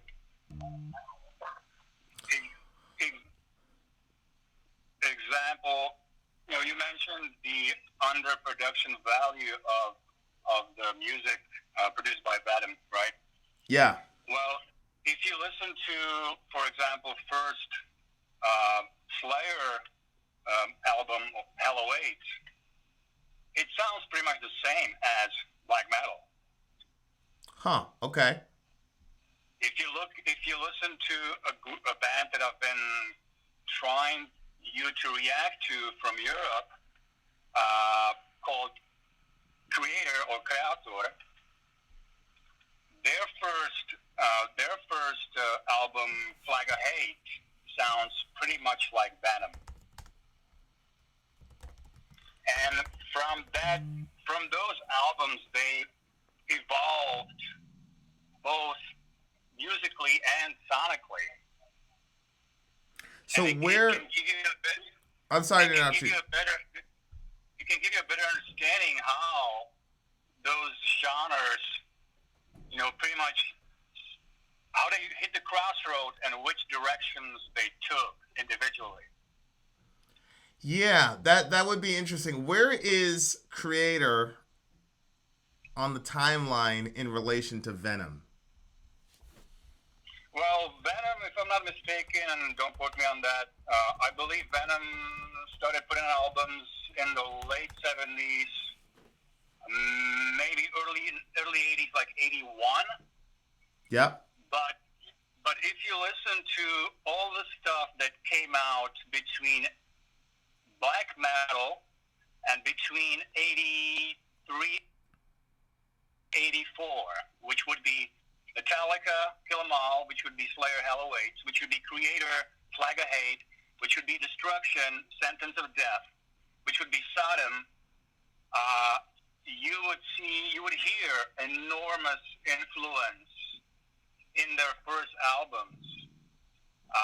And if you follow up with their consequent albums, you would see which directions those bands took in order to establish themselves in the world of music. Okay, do me a favor and email me a timeline if it's not too much work. No, not at all. Yeah, I'm actually, what happened is that I listened to, damn it, what was the name of the band? Oh, I'm so mad. It was a doom metal band. It was actually a Patreon pick. Alec, what was a doom metal band? Anyway, it was a doom metal band, and I recognized the riff immediately.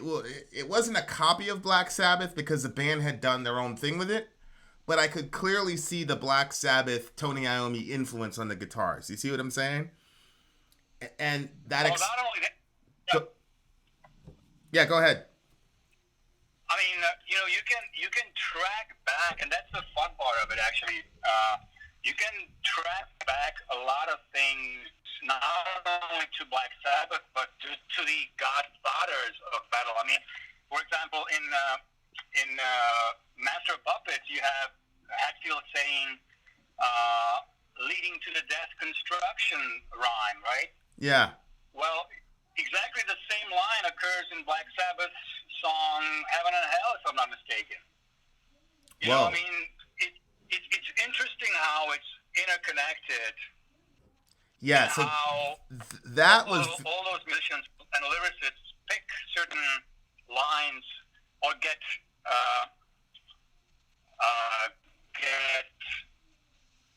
what do you call it?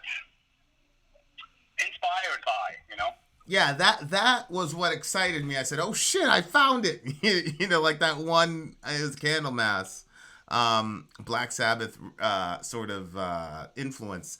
So that kind of set me on a trajectory where I was like, okay, I want to find these old bands that started all these genres, and then listen to the newer bands later, and just see the evolution, because I don't have a problem with the newer bands or the bands that came after taking it, right, and then building on it, which is what I think Candlemass was able to do in that particular song. So if you could send me a timeline, that would be great.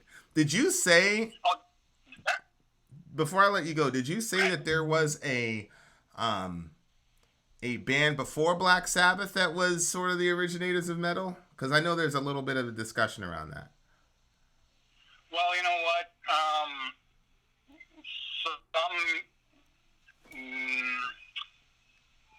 some musical reviewers or let's say historians, in a sense, credit Beatles with first heavy riffs, right? I did not know that. Credit Led Zeppelin with heavier with heavier sound and with heavier chord progressions. I mean, if you really want to hear it, you can probably find it there and say, oh yeah, that's the first heavy metal riff. It's Somebody's saying Helter Skelter from the Beatles. Yeah, exactly. Helter Skelter from the Beatles was a pretty good song. I mean, Led Zepp has a full catalog of heavy riffs. I mean, if you look at Kashmir, I mean, that's a one heavy motherfucker. I was kind of surprised that you didn't have the same moment of clarity when you listened to Motorhead, because Motorhead is one of the pioneers of metal, and that pretty much Motorhead was started playing around the same time, or shortly after Sabbath, actually, and around the same time as Venom, as a matter of fact. Oh, I did not know that. Yeah, I mean, Lemmy was. If it wasn't for Lemmy, Hetfield said that himself. There may not have been Metallica. Wow. So like I said, this anthology of metal is pretty interesting, and I wish. I know you mentioned once that you picked up metal in the 90s. I wish you picked it up in the early 80s like I did, because the stuff that was coming out, and particularly 1986 was one of the best years in metal ever. I mean, absolutely, like 5 or 6 classics coming from all the continents, one better than the other. It was just insane to keep up with the creativity and with the sound and with the production, with the lyricism and whatnot. I mean, it was a totally mind-blowing year in that genre. Somebody said that Motorhead created the first double bass kind of riff? Yeah, I would not be surprised. I'm not necessarily a historian, so I won't be able to quote you, particular song titles or anything. But at the same time, I like to put things in perspective, and I like to see, where the origins come from and how they evolve in time, and what other influences they embrace. Like thrash, for example. Thrash is pretty much a pretty good example of combination of speed and punk rock. Mm-hmm. And if you listen to Kill 'Em All, I mean, that's basically a punk rock / album. Got it. Okay, good stuff. And if you listen to, you mentioned Venom as lyrically as a gate opener to a genre. I'm sure you know the song Whiplash by Metallica. Yeah, vaguely. Okay, well then I would recommend you to listen to it, because lyrically it's pretty much the same thing. It's a thrash metal anthem about what it is to be a thrasher.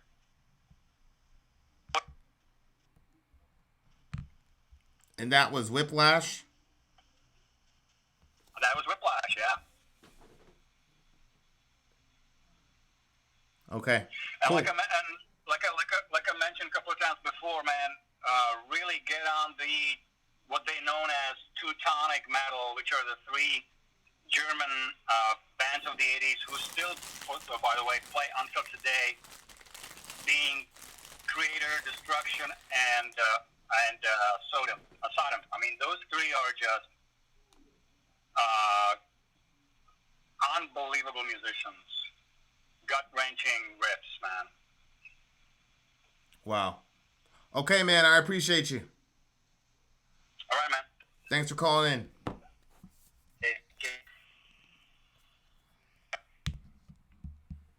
Metal history there, ladies and gentlemen. We got everything on the show. Not just one topic.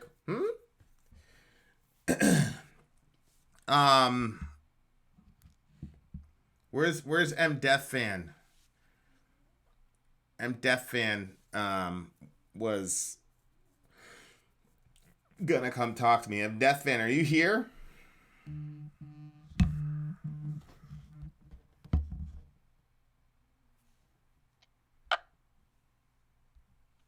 Who am I talking to? It's Jonathan, man. What's up, brother? I can barely hear you on here. Hold on.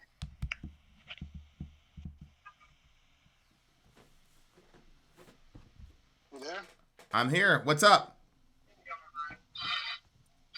All right. Oh, it's because it's not on the speaker on the dumbass. Sorry. You there? Yeah, what's up? Okay. So I've been just seeing this stuff lately, and it's pretty great, man. I like your reviews on stuff because it's definitely something I've never seen before. But yeah, I've been trying to contact you and Sori about the origins of evil, man. Origins of evil. Didn't I tell you that? Okay. We talked back and forth for a little bit, right? Yeah, for a short time, yeah. Okay, so phrase the question. So basically, what I would like to know in your Christian worldview perspective, where do you think evil originated from? Well, define here's this. Define evil. I guess it would just I mean, it's kind of hard to define that, I guess. That there's a whole list of things that most people would call evil, and kind of at the end of the day becomes an opinion, I guess. Yeah, I think, let me throw out a definition of evil and we'll see if it works. Okay. Evil is anything that goes against the nature of God or the law of God. Okay. So you don't think there's a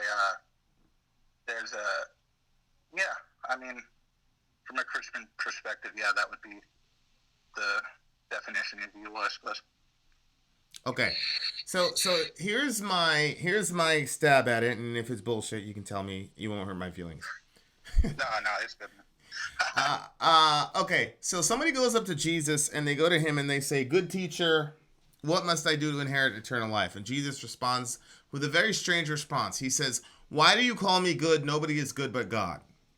Of course, as a Christian, I would say that Jesus is basically asking the kid, "Do you know who you're talking to?" Right? Don't throw around that term good willy-nilly. Okay. So Jesus makes this very interesting statement. Nobody is good except for God. And so here's my perspective on evil. You know the term omniscience. It means that God knows everything. Okay. Omnipotence means that God is all-powerful, right? That nobody can stop him if he wants to do something. Okay, the King of Kings, I got it. Okay.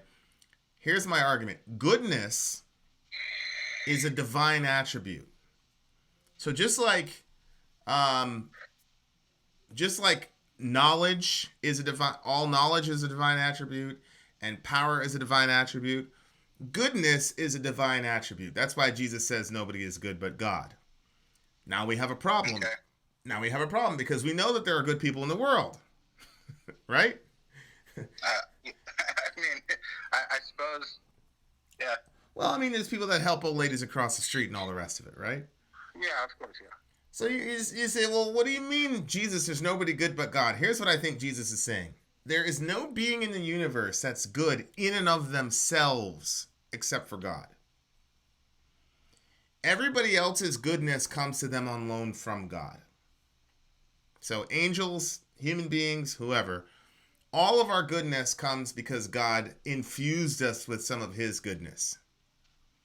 Same thing with knowledge from a Christian perspective. God is the all-knowledgeable one, and so if you have knowledge from a Christian perspective, it's because God gave it to you. God's all-powerful, So if you have any strength, it's because God gave it to you, right? I wouldn't agree with you, but okay. Well, let's talk about it. Okay. I mean, it's kind of hard to process everything you've just been saying for a minute, but I mean, at the very least, you could agree that God would be irresponsible then, correct? God would be what? Irresponsible? In what sense? Well, shit, man, where do I begin? I mean, have you ever heard the term, if you want a job done right, do it yourself? Yep. Why would he put sinners in charge of preaching his word? I mean, we've seen that. I mean, just pretending that he's real for a second, why would he put irresponsible stuff in charge of, I mean, his word? Well, I mean, we kind of see the outcome of that, all kinds of different versions of his word and perspective. I mean, you know, depending on your perspective of things, it could be totally different. do you have kids? No, I don't. Okay. So some of that question gets answered. It's very interesting to me how a lot of questions get answered when you have kids. So let me give you an example. So Sori is probably the best chef I've ever seen in my life. I got you. No bullshit. I'm not saying she sucks at other stuff, but No, the chef thinks she's a badass. Yeah. Well, sometimes you can go down the kitchen and see her asking the kids to help her cook something. Yeah. Now, the kids are 8, 10 years old. So when she asks them for help, do you think she really needs their help? No, she's teaching them how to cook. Well, some of it is she's teaching them how to cook. What else do you think it is? She appreciates the, you know, the love, I suppose. Yeah, she likes the company, right? She's sharing the love, you know. Yeah, it's a bonding experience, right? Yeah, for sure. And you and I both know that when she goes, okay, kids, run along, she's correcting a bunch of their mistakes before she puts that shit in the oven, right? Oh, yeah, for sure. Yeah. Okay, well, that answers your question. Why does God recruit sinners to do his work? It's because we're in the kitchen with him. And No, that's not at all. That's not what I'm saying. Because the argument is whether he even exists or not. Your kids know your wife exists. well, hold on. We'll talk about his existence in a second. Your initial question was, let's assume that God exists. Why would he? You want something done right, do it yourself, right? Wasn't that your argument?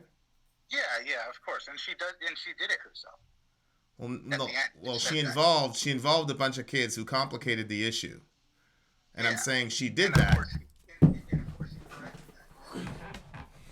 Right. So what I'm saying is that's why God involves sinners in his work. It's not because he. Go ahead. That wasn't my question. I'm not talking about involves.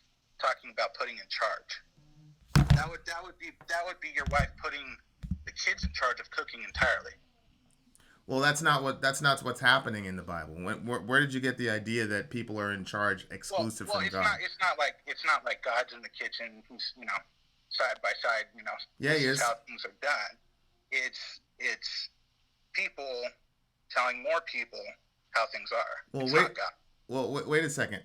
Where did you get the idea that God is not in the kitchen with us? Who told you that? I mean, can you see him? Well, wait a second. Well, hold on. What's you're talking about a scenario where you can actually show me where your wife is in the kitchen having your kids, interact and bond and whatever. But there's not really anything there that you can show me when it comes to the teachings of the Bible. People teach people the Bible. Without people, there would be no Bible. What do you mean by that? Let me pull back because I want to know what your initial argument was. Initially, it was a problem of evil, and then it was why doesn't he just do it himself? Why does he involve sinners? Then you said that they're in charge. So basically, I'm saying in the context of evil, you could say he created it, and he's irresponsible. Well, that's another sign of being evil in my point of view, from the view of a Christian. Well, I don't think that I think it's a non sequitur to say that because he created it, that makes him evil. And here's what I mean by that. If you leave a piece of bread on a table and you leave it there for 4 months, what's gonna happen to it? It's gonna mold. Okay. Did I make the bread moldy? No. I just let nature take its course. And what I was trying to explain to you at the beginning was that goodness is a divine attribute. And what that means is if God leaves you, if God leaves you to yourself, you're going to default to evil because goodness is a divine attribute that you don't have. You don't have the capacity to maintain goodness. Then you would have to apply that to every person on the planet. I agree. I so do. Nobody would be worthy of heaven then. You're exactly right. And that's the Christian message. Nobody is worthy of heaven. That's why Jesus had to die on the cross. Okay, so let me bring up a scenario of my own. You've seen the movie Frankenstein, or at least heard of it, I'm assuming. I've heard of it. Yes. So Dr. Frankenstein creates his monster. Okay. What was wrong with what he did? I don't know. I haven't seen the movie, so tell me what's wrong. So he creates the monster, and the monster obviously kills people and whatnot. Oh. But what he didn't know was the future. After he created the monster, he found out that way. Now you could say that the doctor would be evil if he knew what would happen and continued to create that monster. Correct? Sure. Does God not know the future? Did he not know what was going to happen before he did what he did? Of course he did. By creating man? Of course he did, but the future's good though. Not for everybody, my friend. What do you mean? Listen, did you hear the previous caller I talked to? I was actually in the middle of a couple things, so I only got parts of it. Okay. What I said was, if you define ultimate good by human wellness, then of course not. But if you define ultimate good by knowledge of God, then that changes everything. So, for example, if I gave this kind of this analogy, if I contracted some horrible disease and through that disease I come to know God, that disease. I know, I got that part. Yeah. Okay, so then what are you talking about? I know there's a bunch of terrible things that happen in the world, but if they lead us to God, what's the problem? No. But you were implying that we all get brought to God, which is not what happens. Well, God respects you, right? So if you say I don't want anything to do with God, I've said this before. Anybody who wants God will have Him. So God put us. That's not true, man. People leave their faith all the time. Well, how's that different from what I just said? Let me say what I just said and say it back to me. Everybody who wants God will have Him. Everybody who wants God will have Him. Mm-hmm. Yeah. When I was 9, man, that was accurate. But now I'm an adult, so I kind of realized I was talking to the ceiling. You know. Do you love God? What's that? Do you love God? I don't believe in God. Let's say that the God of the Bible was real. Would you love Him? No. Okay, so that's my point. What you're saying is, even if He was real, I would want nothing to do with Him. Well, that's real now, but it wasn't before. So what about that? I'm talking about your state of existence right now. So when I say everybody who wants God will have Him, what you're telling me is you don't want God right now, right? Yeah, I mean, we could say that, yeah. Okay. So then when you say, well, not everybody has God, that's because of you, right? You don't want Him.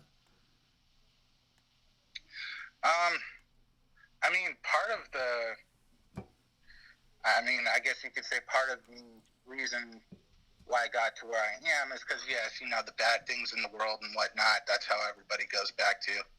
And then you got that existence part. I mean, if the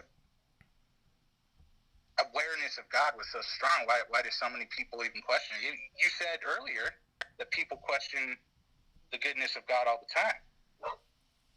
Yeah, what I said was even religious people. Well, especially religious people. Yeah. When I said So- the non-religious people are too busy claiming that they don't believe he exists. But yeah, I'm kind of confused as to where you're going. I question God's goodness all the time. Okay. So, well, that kind of contradicts your whole movement, man. I mean, if he's good, then why would you question it? Because I mean, were we not all created in his image? Wouldn't that imply that he's also evil? I don't think that you have a. I don't want to be. How do I say this? My friend Sarcaster is helping me with tone. You don't have to be insulted. I don't think you're familiar with how. I don't think you're familiar with how righteous people are portrayed in the Bible. Righteous people are always questioning God's goodness in the Bible. Up to the very last book in the Bible. So when you say me questioning God contradicts my whole movement, I don't think you understand what our movement is. No, you're saying that God is good and it's no other way. But Yeah. yet you question it. Right, because I have human frailty and human weakness, and God is big enough to handle my questioning of him. Because I'm in an actual relationship with a person. I'm not thinking about an idea. If I was trying to protect an idea, then I wouldn't tell you that I'm questioning God's goodness. But I'm not dealing with an idea. I'm dealing with a person. So, of course.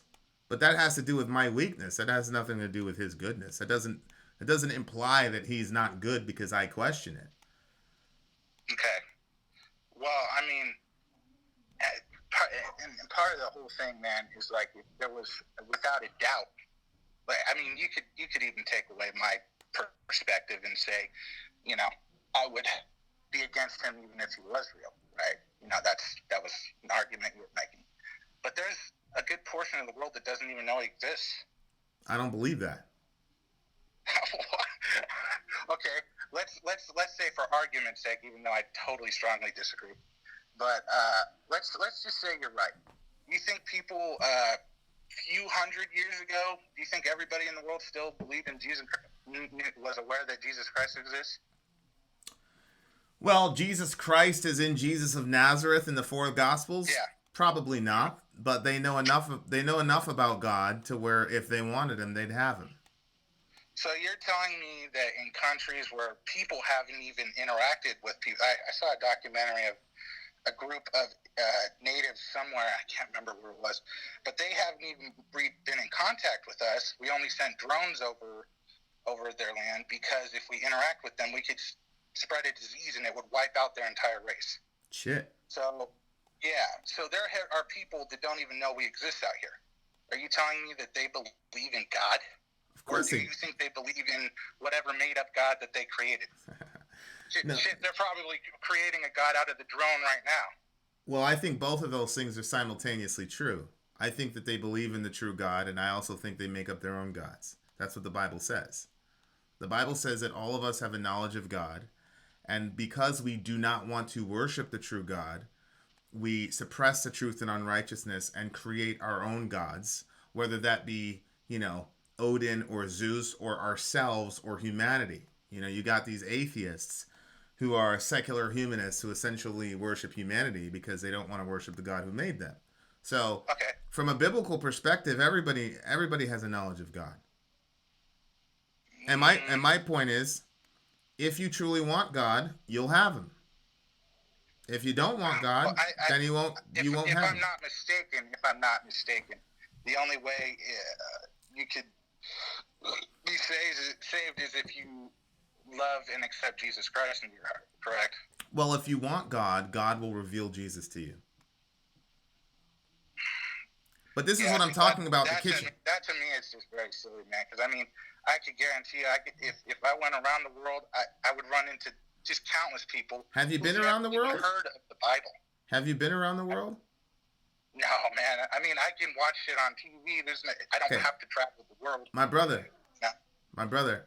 I've been around the world. Okay? Yeah. This is true.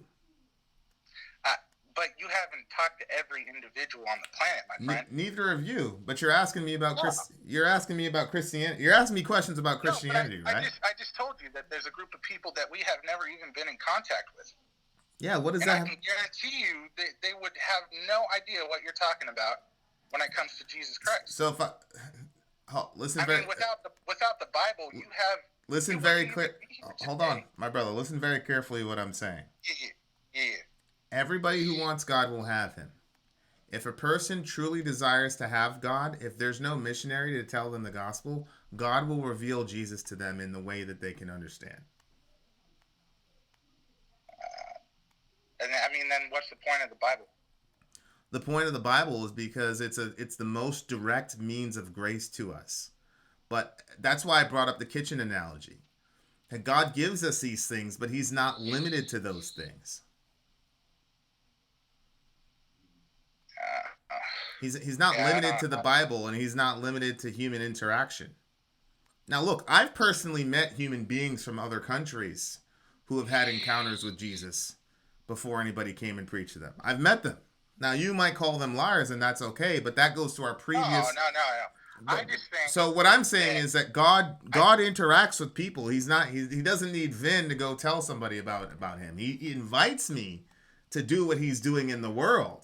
But God's all over the place doing stuff with people, my guy.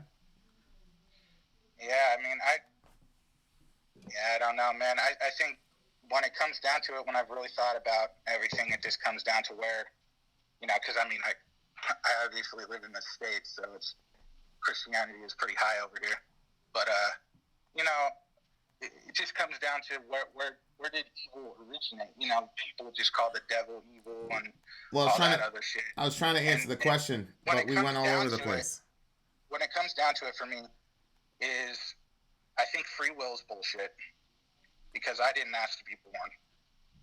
And I certainly don't think that a God that is not a kid with a magnifying glass trying to burn the ants, he wouldn't put the fruit tree there for Adam and Eve to have temptations there. Well, I mean, what is the whole purpose of that? Well, the purpose of that is very simple. God gave them, he created them in his image, and he gave them the entire world. And he said, this world is yours, and it belongs to you and your kids. But the question is, and this is a question all of us have to contend with, do you love God for what he gives you, or do you love God for God? And so that's what's happening with the tree.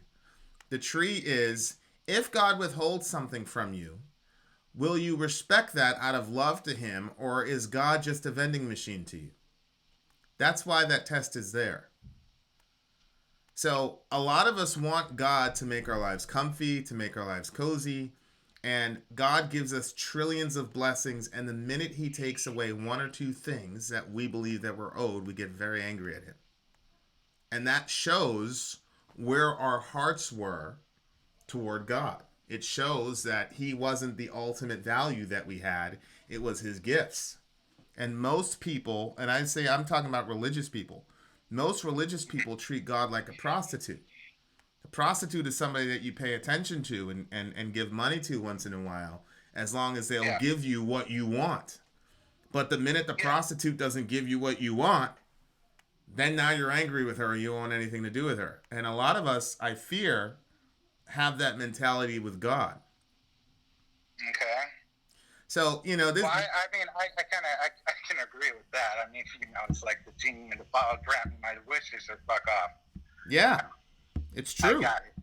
But, I mean, it's just, for me, atheist, I'm not necessarily an atheist. I would say more an agnostic. Yeah, you don't strike me as an atheist, my brother. You strike me as a... It's the same difference. I have more high hopes, you could say, versus an atheist that downright says that there is no God, Well, those are very rare these days. I just don't believe in any man-made gods.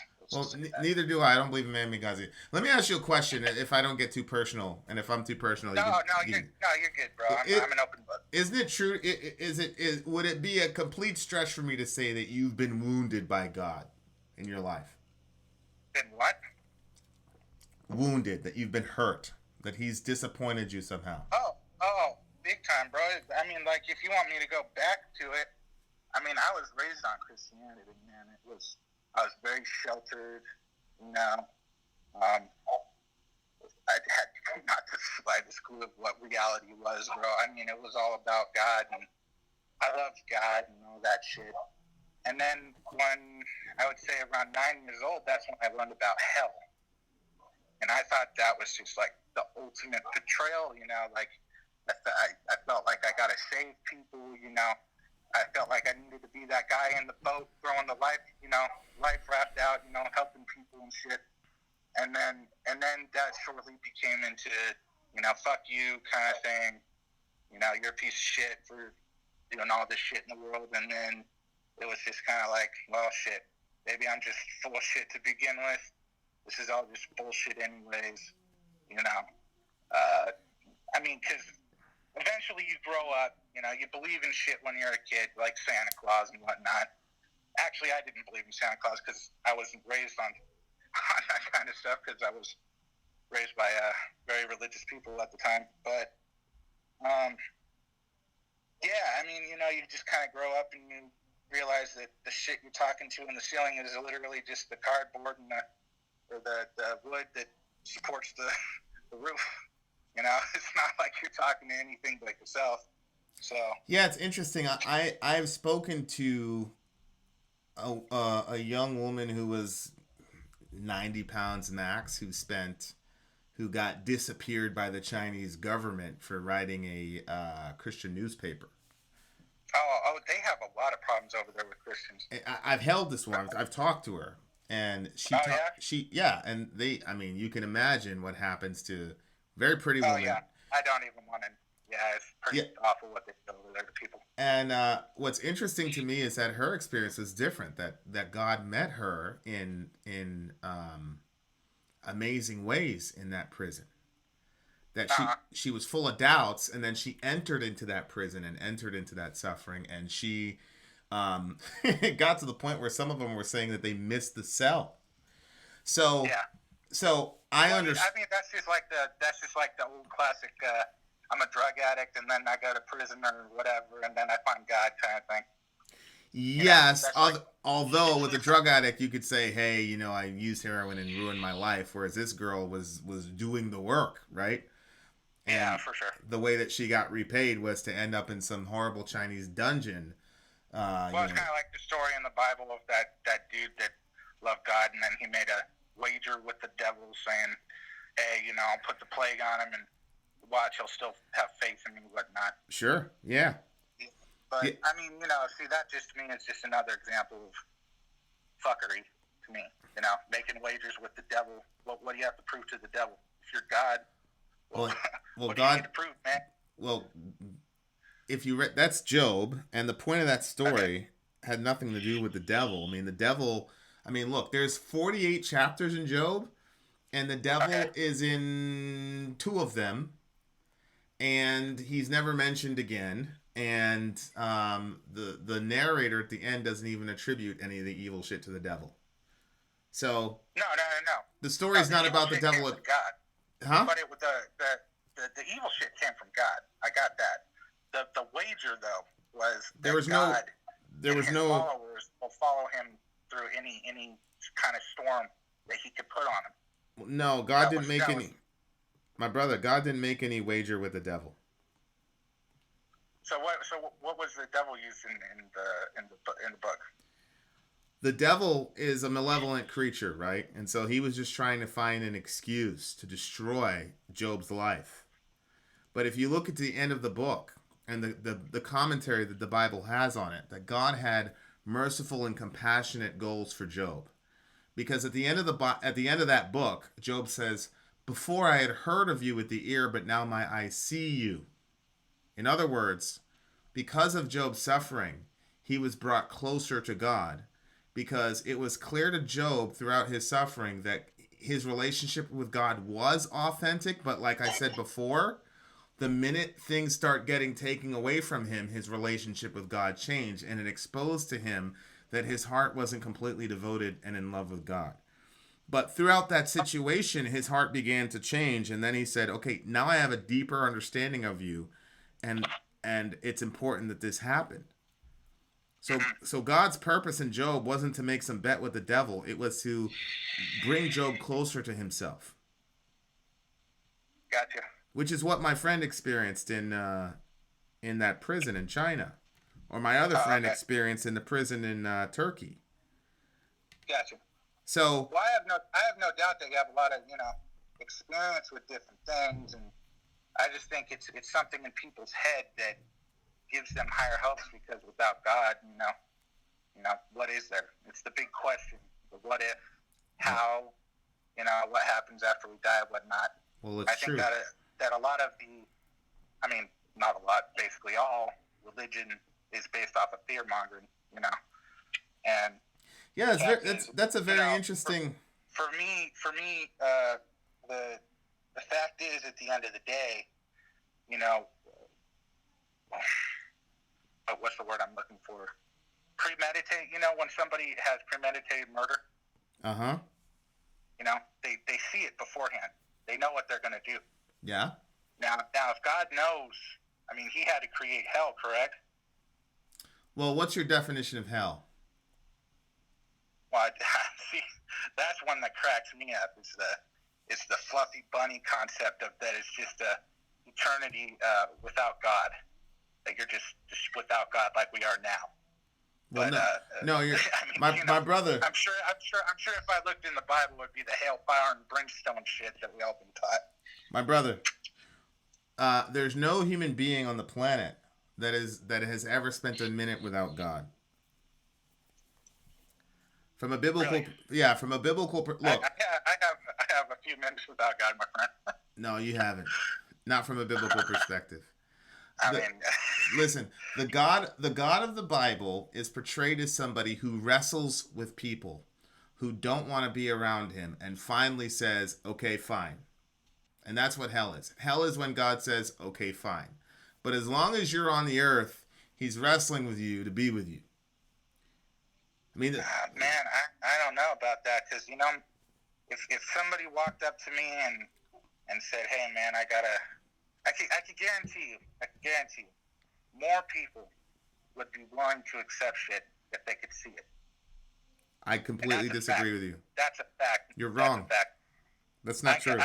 Why do you think atheism is just the numbers are reaching sky high? Well, they're reaching sky high in the Western world because we've got a neutered form of Christianity, but they're not sky high in places where Christianity is spreading like wildfire. It's kind of an ethnocentric thing to think that just because your region is experiencing an influx of atheism, that somehow means it's happening across the world. You can put that both ways, Mark. You can put that both ways. Just because it's rising in one spot doesn't mean anything. Yeah, that doesn't prove it that. rises and falls in all kinds of places. Look at Greece. Well, I'm not staking the validity of Christianity on how many people are on the team. The validity of Christianity is staked on the resurrection. But you're naive to human nature if you believe that people would believe in God if they saw Jesus risen from the dead or saw God or whatever. I just explained that I talked to a very prominent atheist, and I asked him, I said, if the sky rolled away like a scroll and somebody up there told you everything you've ever done and said, I am God, worship me, would you believe him? And he said, no. Well, that's him then. No, that's human. Me personally, my brother. I can tell you from my perspective personally. My brother, I asked you earlier if the God of the Bible was real. Would you follow him? And you said no.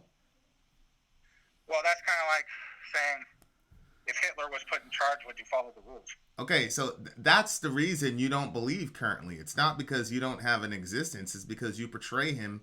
In your mind, you think he's Hitler. Well, yeah, man, because I grew up. But it's like I said earlier, when I was a kid, I did believe in that stuff. Well, look. But when I grew up, I'm sure there was shit you believed in when you were a kid that you no longer believe in now, correct? What do you mean about God? Just use that concept for Christianity. Well, hold on. You can believe in something in 1 minute, not believe it in the next. Yeah, I understand that, but I want to camp out on something here. Your perspective of God is that he's an evil tyrant, right? Uh-huh. So what you're saying is, even if he showed up, you would not be a Christian because you have a personal issue with him.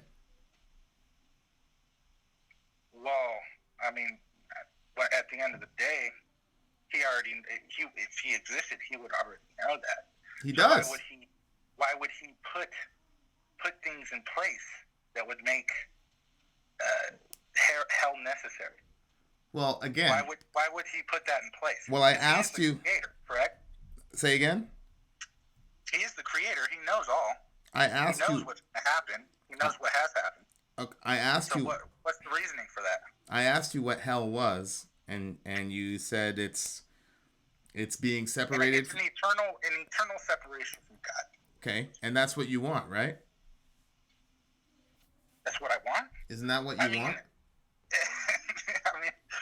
it's kind of like you're putting people in a pickle there. It's like, it's kind of like the. Well, my brother, you said. Let me give you an analogy here. If Hitler said, "Okay, so you can live a good life, but you have to follow my rules, or you get shot, whatever, you get put in the gas chamber." I mean, if you truly think something is wrong, well, then I don't think that that's what God is saying. I think what God is saying. That's what I'm saying. Yeah, I understand. What I'm saying is your analogy. If something's clearly wrong, then you still don't follow it, no matter the consequences. I hear you. But you don't want those consequences. Well, hold on. You're not saying, "Hey, this is what I want." I'm saying that just because those are your two options. I mean, I don't believe that, but if those are your two options, it's kind of like, well, why would you do all these things, but you can't question God? Who told you you couldn't? Who told you couldn't question God? Who said that? Who said I couldn't question God? I mean, are we talking about the same religion? I don't know. The religion that you're describing, my brother, is not the God of the Bible. I explained to you that the God of the Bible gets questioned all the time. Yeah. I mean, there's one time in the Psalms where the psalmist goes, "Get away from me." He's speaking to God. He says, "Get away from me so I can see a moment of happiness." The guy says, "Leave." The guy says, I like that. The guy says, "Leave me alone." So I don't know what you're talking about. What do you mean you can't question God? I mean, the thing is you can't be. Okay, so basically, did anyone ask to be born? I'm sorry, say that again? Did you ask to be born? Not that I know of. Did anyone ask to be born? No. No. So what? So the whole concept of love me or you're fucked is fucked up to me, because I didn't ask for it. Nobody asked for it. Well, He created us without us having a choice in that. yeah. So you think God is? Correct. Well, you're saying that God's a tyrant because He made you? Yeah.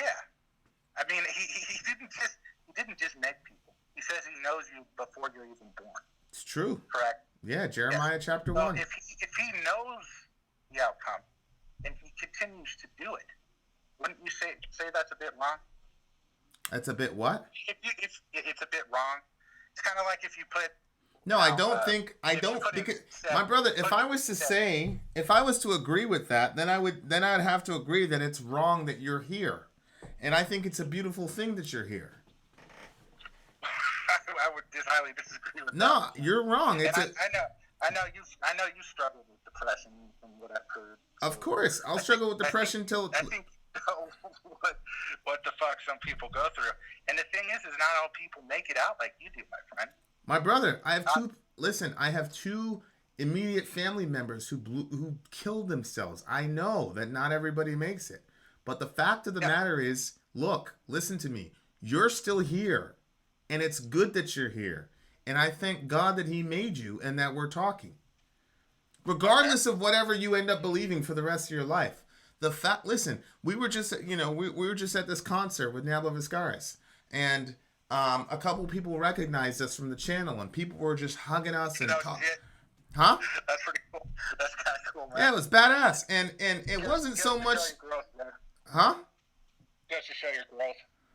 Yeah, and it wasn't so much like, oh, people, right? It was just like being able to meet another human being who's in the image and likeness of God. I love it. So no, you're completely wrong. It's good that you're here.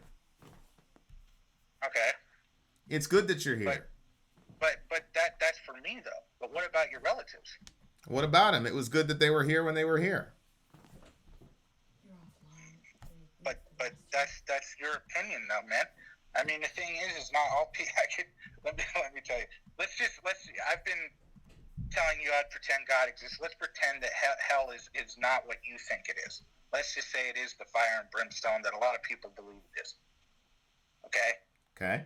So what? So using that concept, you believe that people you know and love are in an eternity of fucking despair and nightmares and fucking everything forever, and you're okay with that. Well, I don't. They had a life on Earth. I don't believe that. But so, man. So you're trying to. That people have come up with an eternity without living with God. That is such a new concept that I don't remember hearing that in the 90s. My brother, I don't want to be weird, but your version you're good, man. Your version of Christianity and what, like for example, the rapture. Were you taught the rapture? Ark, and it's like you would think that would be a learning curve. You know, like, hey, don't fuck up again. Don't create mankind. You know what happens, but no. And then at the end of the devil, you got a seven-headed dragon that goes and kills a woman's child after giving birth on the moon or some shit like that. And it's just kind of like, it's just nonsense to me, man. I don't think that. Well, I think these fairy tale-ish kind of things, and that the whole concept is evil to begin with. It's just very what's the word? I think if you would have read, I think if you'd have taken the time to actually read the little bits between. He said you don't have to be smart to be an atheist, and that's one of the most incredible things you say. You know, you could be a complete dumbass and still not find that shit to be relevant. And then he also said that the best way to be. The thing is it's not just Christianity, and it's not just one form of Christianity. How many fucking different forms of Christianity are there? I mean, there's so many different writings and perspectives. Even on the same book, you could have two different people with the same fucking book that have different perspectives. No, and that's not true. Both equally be right. That's not true. I mean, shit, man. You're completely wrong. Look, I've seen it, but you know that's okay. No, you haven't seen it. Look, are you trying to tell me that you have a bunch of people who read Genesis chapter 1 that said in the beginning God created the heavens and the earth, and they came up with 60,000 different ways of interpreting that verse? Well, I mean, there's different ways to interpret all kinds of things. Like I said, I'm asking about your actual experience, brother. No. I'm talking about like for instance, like if you're, well, that's what I'm saying. It's not forward. It doesn't tell you anything. It has you puzzled. Well, it's like, okay. Look, they don't need to know. This is what he's saying. Listen, they don't need to know the minutiae of what being in the image of God means, but they all know that we were created in the image of God, and they also know that it means that we're special. Everybody knows that. Everybody knows that that's what that verse is trying to communicate, right? I would just argue that with the whole Bible, man. If well, wait God a second. Exists, well, hold on for a second. If God exists, well, just do me a favor. If God exists, I asked you a question though. Can you answer it? I'm sorry. The question I asked you was, do they need the whole minutia to get the concept of what the story is? Sure, yeah. I think they would. No. Hold on. Let me. I have a specific question I'm trying to ask you. The concept of the image of God. Whether or not a person knows exactly what Moses is trying to communicate, at minimum, they know that it means that we are a special creation. Nobody's reading that and going, oh shit, we're just like the bugs. Right? I guess you could say that. Okay. Go ahead. Now ask your questions. For me, it's just so interesting that people are always chatting about how you know God is there. You don't even need to be shown proof because it's just known. Yet you have so many people that don't. Do you think people that are atheists? Do you think they're lying? What do you mean? Do I think they're lying? Do you think they're lying when they say they truly don't believe that there is a God? Well, I think that that's a complex question. I think that there are forms